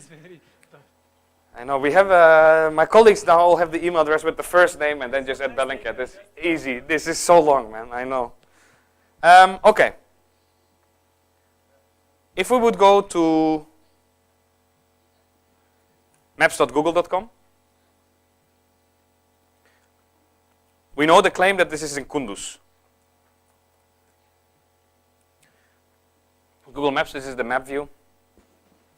And I can switch in the bottom left corner, I can switch to satellite image here, right? Make this a little bit bigger.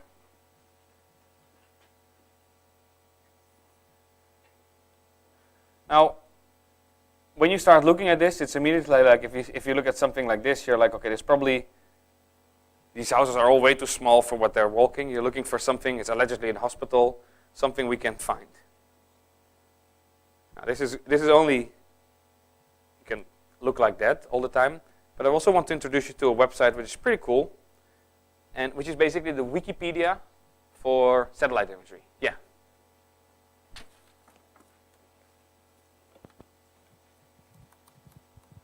البناية الرئيسية اللي كان فيها الحريق اللي كانت واخدة كذا كورنر دي كان في عليها يافطة. كنت بقصد ان احنا لو وقفنا الفيديو عند اليافطة دي وشفنا اسمها كان ممكن نوصل للفيديو بشكل اسهل او اسرع. ما خدناش اي بيانات فيها نص. النص ممكن يوصلنا بشكل اسرع لان كل الفيديو كان معتمد على الاشجار اللي حد كبير.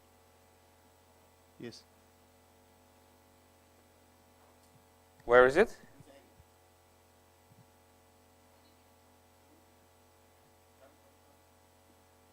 تاني تاني تاني هنا. Here, yeah. It's too hard to see you there. في يافطة كمان بعديها بفريمين 3 يعني بثواني. هنا Here. هنا اعتقد دول دليل اقوياء ممكن نعتمد عليهم. شكرا. It's hard to read, eh?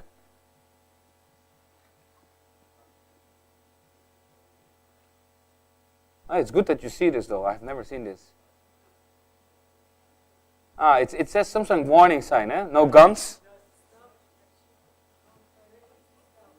Emergency stop.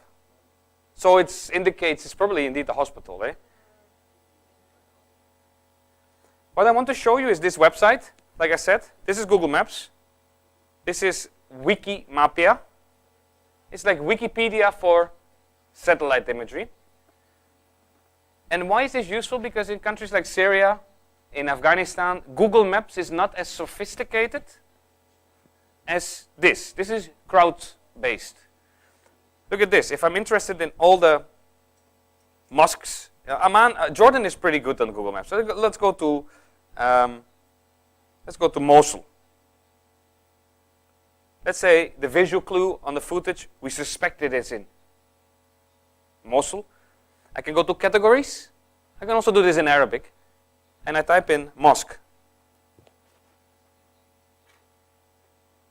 Click enter, and all the red dots that appear are mosques tagged in Mosul. Now this can make it way easier. We can do the same. Hospital. Oh.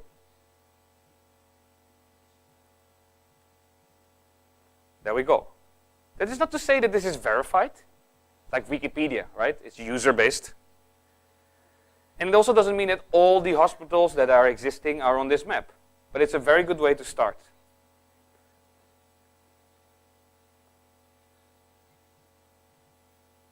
So if we do the same in Kunduz, let's see, it's the same layout, and we can say, okay, here we do hospital, for example. We have one, and there's probably some more. Well, here's only one, or no, there's way more here. But also if we do a mosque, right, we can do the same categories. It can be very, very useful to narrow down locations. There's only 2 mosque tags, probably there are way more in Kunduz. But at least it's a start. Now, look at your drawing, and I'm going to show you several big buildings in Kunduz. And my question to you is, start comparing which one it could be. These are all large structures. We just go by them one by one and start comparing it. What about this one? You don't need to immediately make a choice. We will go back and forth. This is number 1.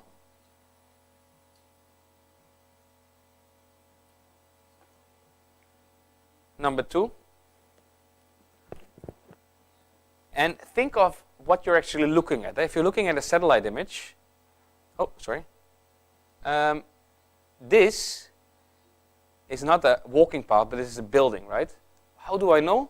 Because I can see the shadows it's casting. I can see the direction the shadow goes here, right? So you could be confused because it's not always that correct. You could think this is actually a walking path. No, it's actually a building. And this is an open area in between the buildings. It's not the other way around.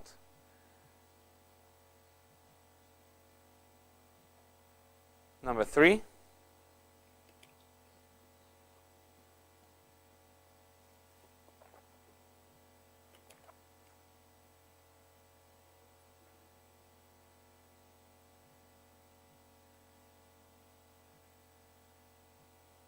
Number 4. Okay, I'm going to show them all at once at the screen. Let's go by them one by one. Who goes for number 1? No one? It's good. It's the power of the crowd, so we dismiss one. We'll just throw it away. What about 2? Okay, 1, 2, 3, maybe. Try to think of yourself, how is the person walking actually? What would be the route? Number 3. You have 4, 5, 6, 7, 8, 9. It's good for my counting. Wahid, itneen, thalatha, arba, khamsa. Not too many, because then I don't know how to count anymore. And what about 4? 2, 3. Okay. So the biggest group is going for 3. The person that went for 2.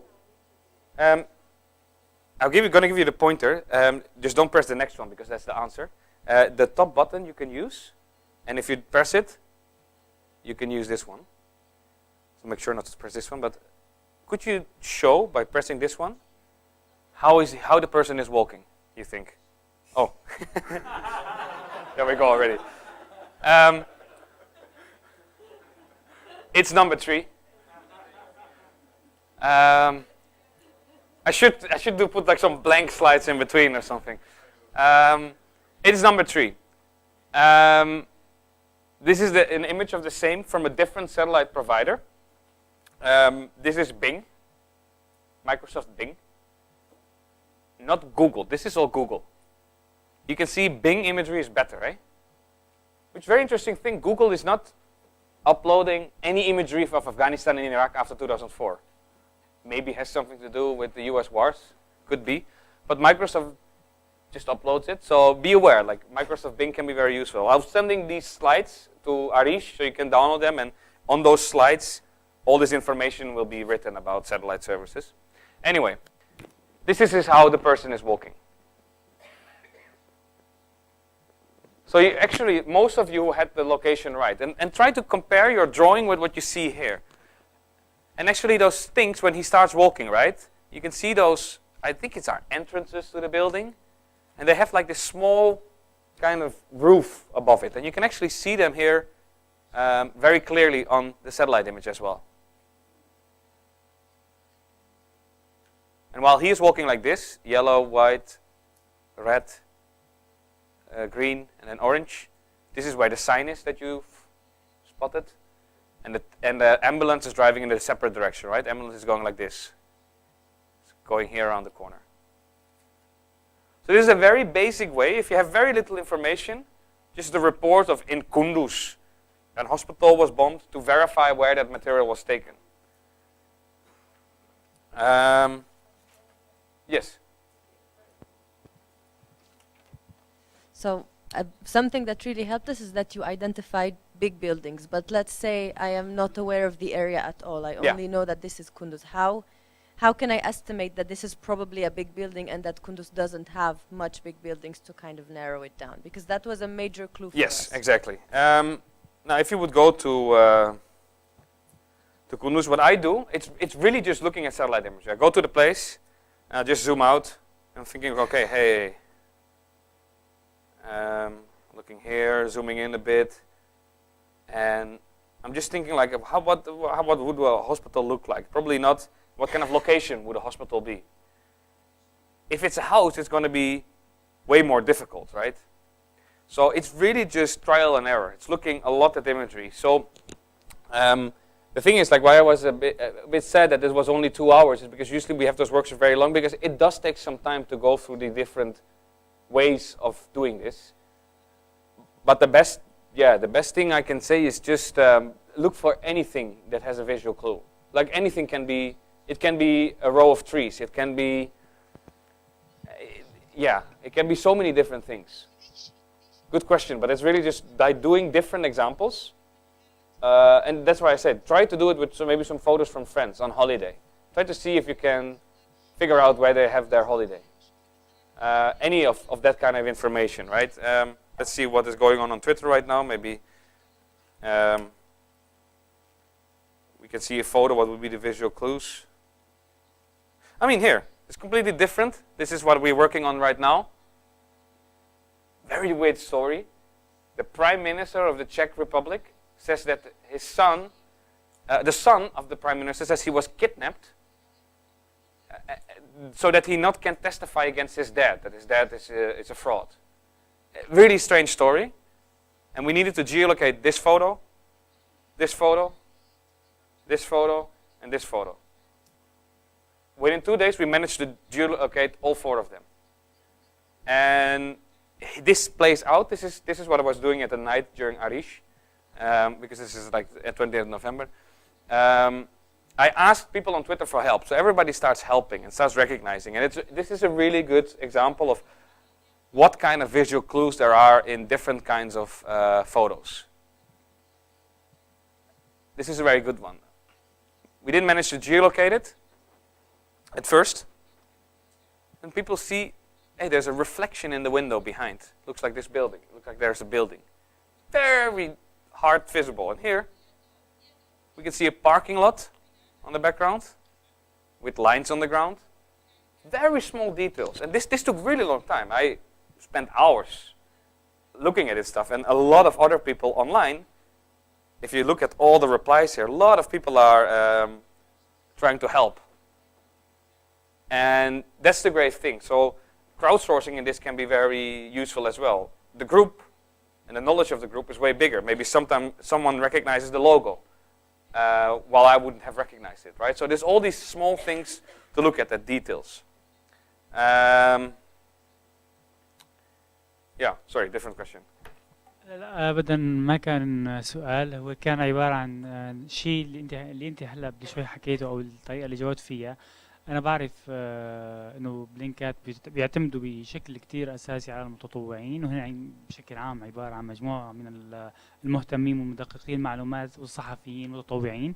هذا الامر نحن نفس الشيء بنتبعه كمان خلال عملنا بمنصه تاكد، من خلال الاعتماد على المتطوعين واشراك الجمهور في عمليه تدقيق الاخبار والمعلومات. يعني دائما مثل ما حكيت ممكن يكون عباره تنحكى نحن كاشخاص يمكن سوريين ما نعرف شو قصدهم فيها باللهجه اللبنانيه او اللهجه الجزائريه او بلهجات اخرى حتى وان كانت بنفس اللغه العربيه. كذلك الامر بالنسبه للمواقع، دائما في سكان المناطق المحليه وطلب منهم الاشتراك بعمليه تحقق ومتابعه تحديد المواقع لمعالم معينه بيساعد بشكل كثير كبير على سرعه الوصول. يعني بالنهايه رح توصل انت، لكن بينما توصل بمرحله لما بتعتمد على شخص محلي بساعه او ساعتين بينما تستغرق ساعات او ايام وربما احيانا شهور.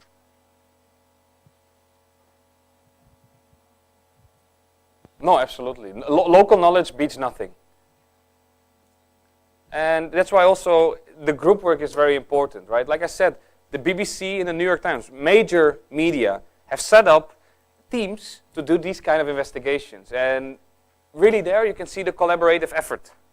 You can see that it's really not one single person that do it. It's really the strength of the group. If you look at the, here, for example, the BBC one, what is great, if you look at, this is the video, right? Many of you may have seen it. If you look at the titles in the background, how do we do this?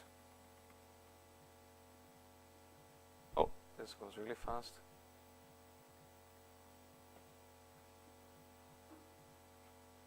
So Oliom, oh, sorry. Why I'm showing this? Now it's not about me, it's about this. Look. At Sector 30035, at gharris_UK, at mfloomf. These are all Twitter accounts that are helping. I think this is a very new stage for us in journalism. You're getting help from random people on Twitter, right? Yesterday I mentioned this guy, Samir. He's one of the best guys who's doing geolocation. Here, destruction of Cameroon, yeah, in Damascus. He's showing the satellite image, historical imagery, how it changes over time, how complete neighborhoods are being erased. This is 2 hours ago. Here, drones in the Euphrates River Valley, around Hajin and these places, right, in Syria. Geolocation of coalition airstrike in Ashafa, which is used as a hospital, allegedly. This is going on right now. So there's a lot of people there on Twitter, indeed, like Ahmed said, that are helping. And why I showed you that this is because it's great to see that media are incorporating this as well, because they know this is what is needed. You need this collaborative effort. Sorry, I'm talking a lot, I realize. It's already late. But is this all interesting? Okay, good. Because it is really I think what is really nice to see is that you have this community of people that wants to help with investigations. And I think it's also up to traditional media to be open for that. To say, hey, we want to have this collaborative effort because we know it's the teamwork that can bring us further than just being like, I focus on this, I focus on that, competition between newspapers, right? At least, maybe they are idealistic, but that's what I hope to see more and more. Yeah. Thank you. This has been super interesting. I guess just to sort of hark back to the point Ahmed was making, it is incredibly interesting how collaborative this is, and I think you're working with counter-forensics, you're working with human rights organizations, weapons inspectors, brilliant, and you're also working with these individuals sitting behind their laptops, and these are, very sometimes incredibly sensitive investigations, that you're publishing under the name of Bellingcat. I guess because so many investigations are taking place in this manner nowadays, I'm just curious, what is the risk factor for those individuals, who are sort of, their Twitter accounts are linked, and I'm just quite curious about that, because in a sense, are they freelance journalists? Are they just people sitting at home behind their laptops who are really, really interested in geolocation and like the challenge? And I guess I'm just curious about, like, oftentimes do you decide whether or not to keep these people anonymous, or do they have bylines, so to speak? It's different. New York Times and Malik is publishing something, and they have that institutional structure behind them. Yeah. But individuals with Twitter accounts, So I'm just curious about the risk factor in this participatory way of research. Yeah, it's an interesting question. I honestly, we at Bellingcat, we haven't thought about it too much until more recently. There was all the, we were making like the headlines everywhere because of the Skripal case, right? And I think for us that these are in the public. Bellingcat also, there was recently a documentary made about Bellingcat. They actually filmed last year here at ARIJ, and I watched it recently. It's really weird. But there are people talking in the documentary saying that same thing. The New York Times has the establishment. If you get a lawsuit, you have lawyers to help you. Bellingcat has nothing. And the people we work with, we have nothing. No physical security, no digital security, right? So I am not so much worried about us in Bellingcat that are in the public, but I'm more worried about the people we are working with in Syria, the people we are working with in Iraq, in Afghanistan, in Russia. And I think that's why we need to be very careful about data security, because people are very interested to know who are those people that keep anonymous, right? We know who they are. Those Twitter profiles, I know who they are. But maybe because of the job they're doing, maybe because of who they are or where they live, they have a lot of, indeed, physical danger and digital danger. So that's absolutely a thing, which also creates a great responsibility for what you publish and what you publish with regards to names. And I think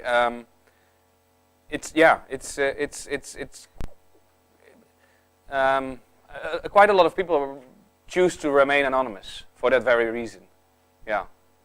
So I am standing here with my name, but it's really the collective that's doing it, and many in our collective and in the wider community, they don't want to be public for that reason, indeed.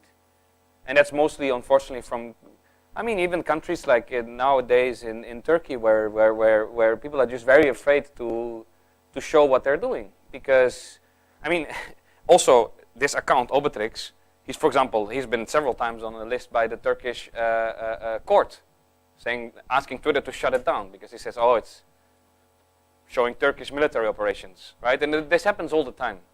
And this, of course, is not the nicest thing if you live in Turkey and police knocks on your door and said, hey, this tweet you did, it's not a good idea. So yeah, it's a good question. I also don't really have an answer. Yeah. Okay. I probably should stop. I can talk for ages. If you want to try this geolocation in a fun way, not with only executions and horrible stuff, Julia Bayer, who is a German journalist, she started a really cool project and with a larger community, that similar community called Quiz Time. And every week, sorry, not every week, every day, we are posting challenges, verification challenges. And the fun thing is that you learn how to geolocate, you learn how to find things.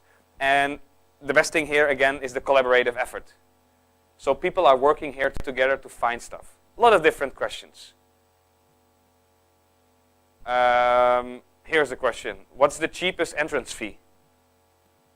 Why do birds probably smile when they fly above this? Well, how are you going to...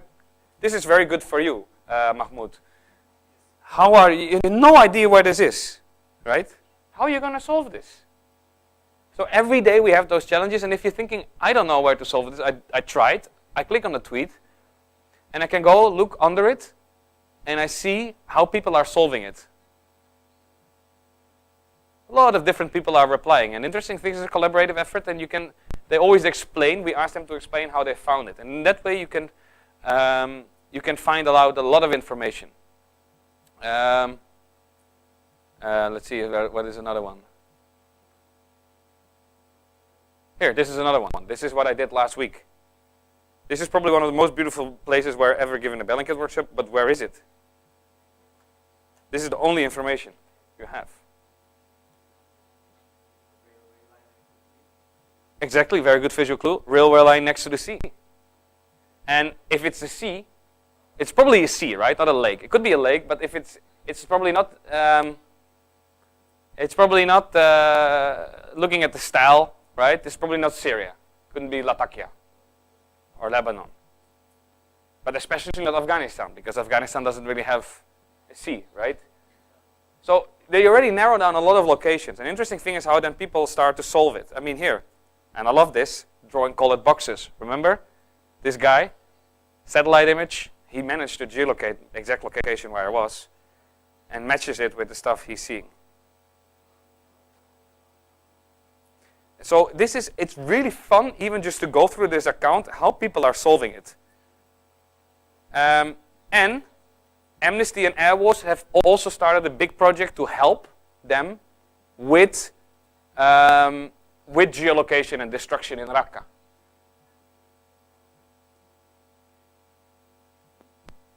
This is a very good way to start with these investigations as well. And please consider doing it as well. It will massively help the work of Amnesty and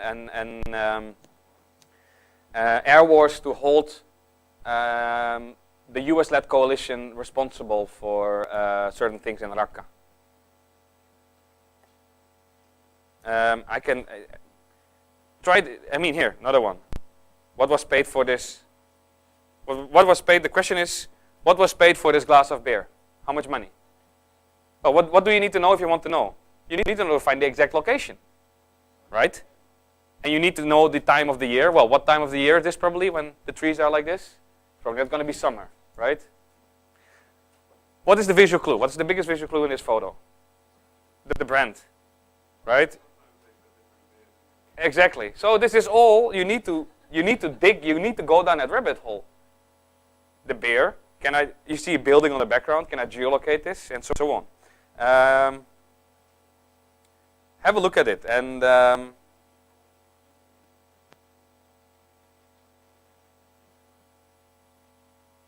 this is also a really fun one, by the way. Can we find? This is the Google Street View car taking photos. And the question is, find the guy who took the photo. Right? So, Inception. Really good way to start verification, this account. Last trick. Okay, so I'll show you one more trick, okay? Sorry, I really should stop, but the gala dinner, I don't have a nice clothes for the gala dinner, so I'm not going. So, one really good trick is reverse image search. Everybody knows, probably. Usually we use,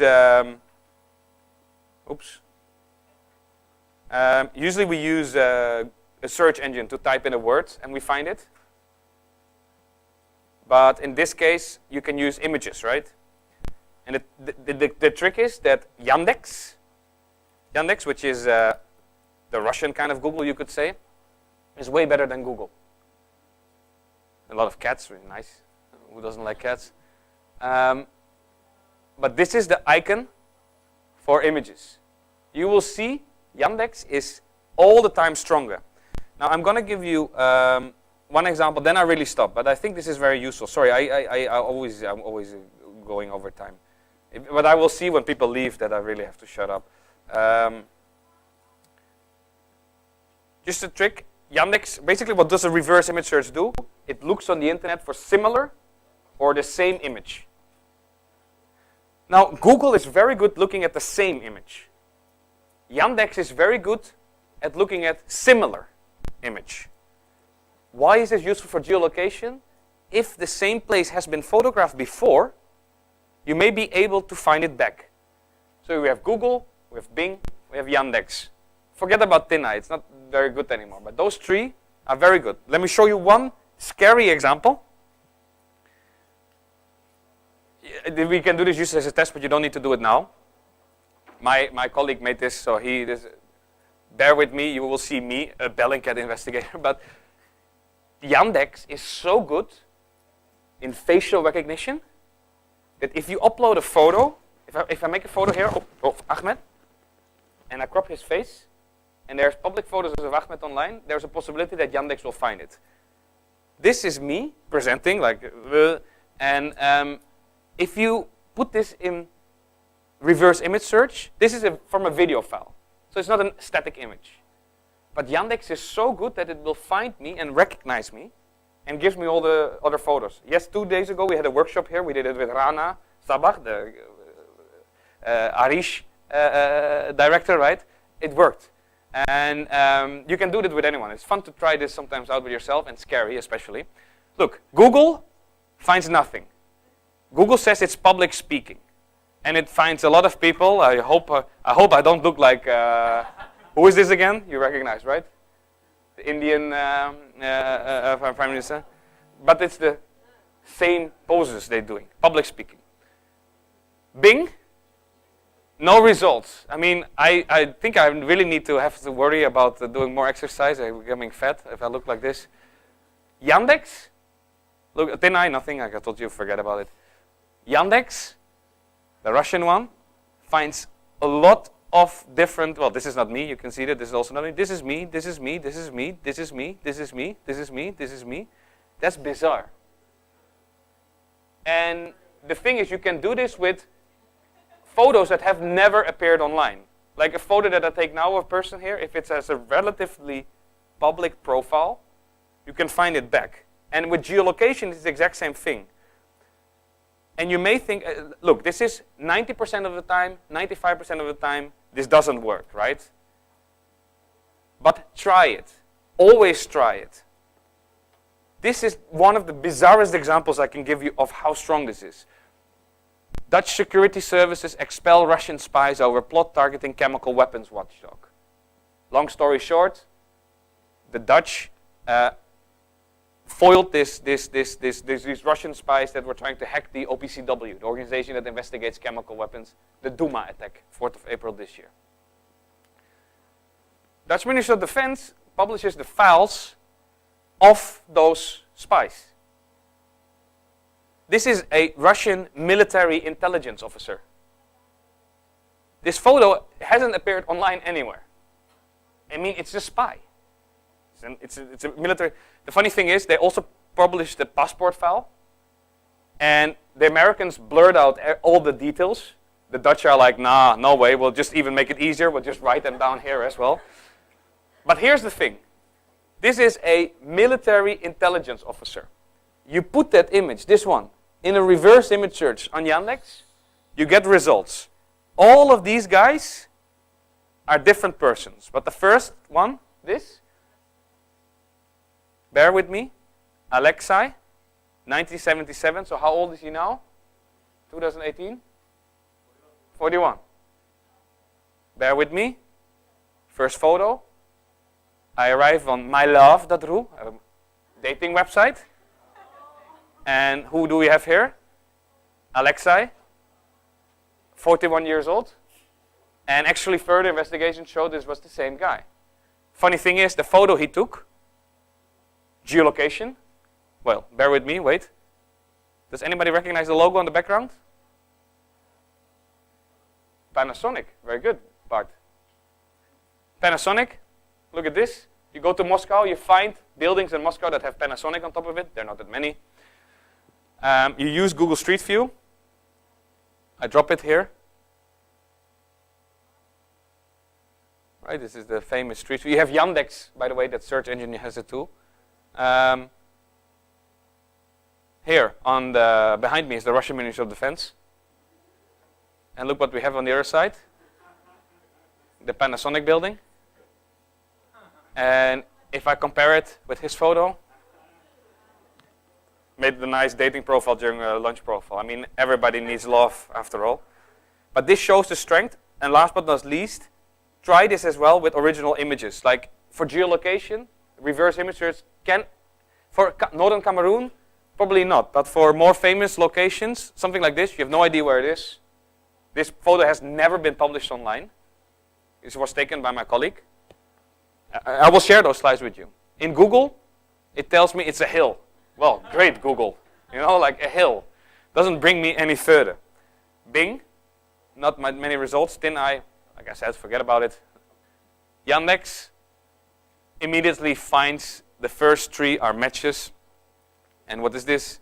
Edinburgh. And you can go to Google Maps and verify, hey, it's actually the same location. That's how strong Yandex is. And to sometimes crop pictures. Let's say you want to geolocate this picture. Everybody recognizes New York, but let's say you don't recognize it. If I'm going to put this in reverse image search, what am I going to get? Selfies, indeed. The search engine will recognize this as a guy with glasses, sunglasses, with something on the background. Look, this is reverse image search. This is not what I'm looking for. So you need to help the search engine. What you're going to do, you take this photo and you crop it. Indeed, you search this part. And once you put this part in reverse image search, tada, it immediately can say it's New York, Brooklyn Bridge, Dumbo, right? It's called Dumbo, the Manhattan Overbridge, what is it, whatever it's called. Yeah, Brooklyn Bridge, but Dumbo is the place between those two bridges, I think. Anyway, that's our small tricks. In case you also don't want to go to the gala dinner, we can just continue. I hope this was interesting. These are small tips and tricks. And yeah, questions, of course. Live UA map. Absolutely. Good point. I mean, we could go on for this for ages, but for everyone, most people will know this. Let's go to Syria. Live UA map is a couple of people from Ukraine originally that saw that CNN, they once made a map, CNN, this is the east of Ukraine, and they showed completely something else. So they said, we should make a map where incidents are happening. This is, I think, the best near real lifetime free service. They do a paid version now as well, but of territorial control in conflicts and incidents that are being reported. Not per se verified, but a very good way because you can go back in time as well, what is happening. This is Syria. We can see all the things. I mean, recently there was the alleged Israeli airstrike, but also you can see all in red, all Syria government-related incidents. We can see a lot of stuff going on here as well. And we can see, of course, the Hajin pocket of the Islamic State where still so much is going on all the time, right? A bizarre reality that this pocket is still like months and months it's there. But it's a very good way. You can click on the incidents and see what's going on. And then we have the video and so on. It's a very good way indeed to find interesting information. You have it in many Israel, Palestine.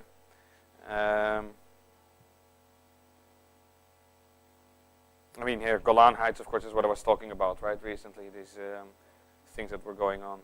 But also in Gaza, I mean, you can see this is a drone sign, report of a drone strike of possible ballooners on the border in Khan Yunis. Israeli forces dispersed demonstrators on the east border of Gaza with tear gas. And I mean, sometimes the material is not necessarily always geolocated. Sometimes it's geolocated because you can click on source, and then you go usually to Twitter, where people are tweeting about it. And sometimes this is a geolocation of someone.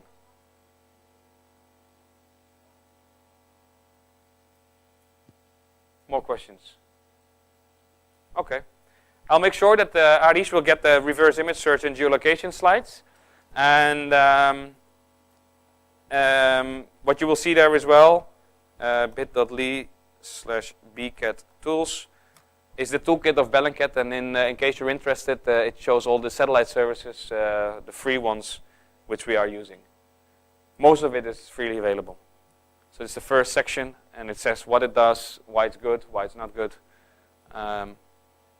This is all publicly available. So it's worth checking it out. And what I recommend everyone during workshops, go to your own house.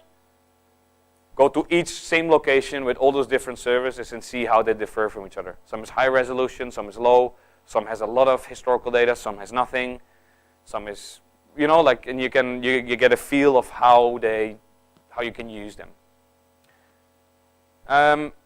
Yeah, many thanks for being here, and thanks for staying like an hour extra, almost half an hour. That's fine.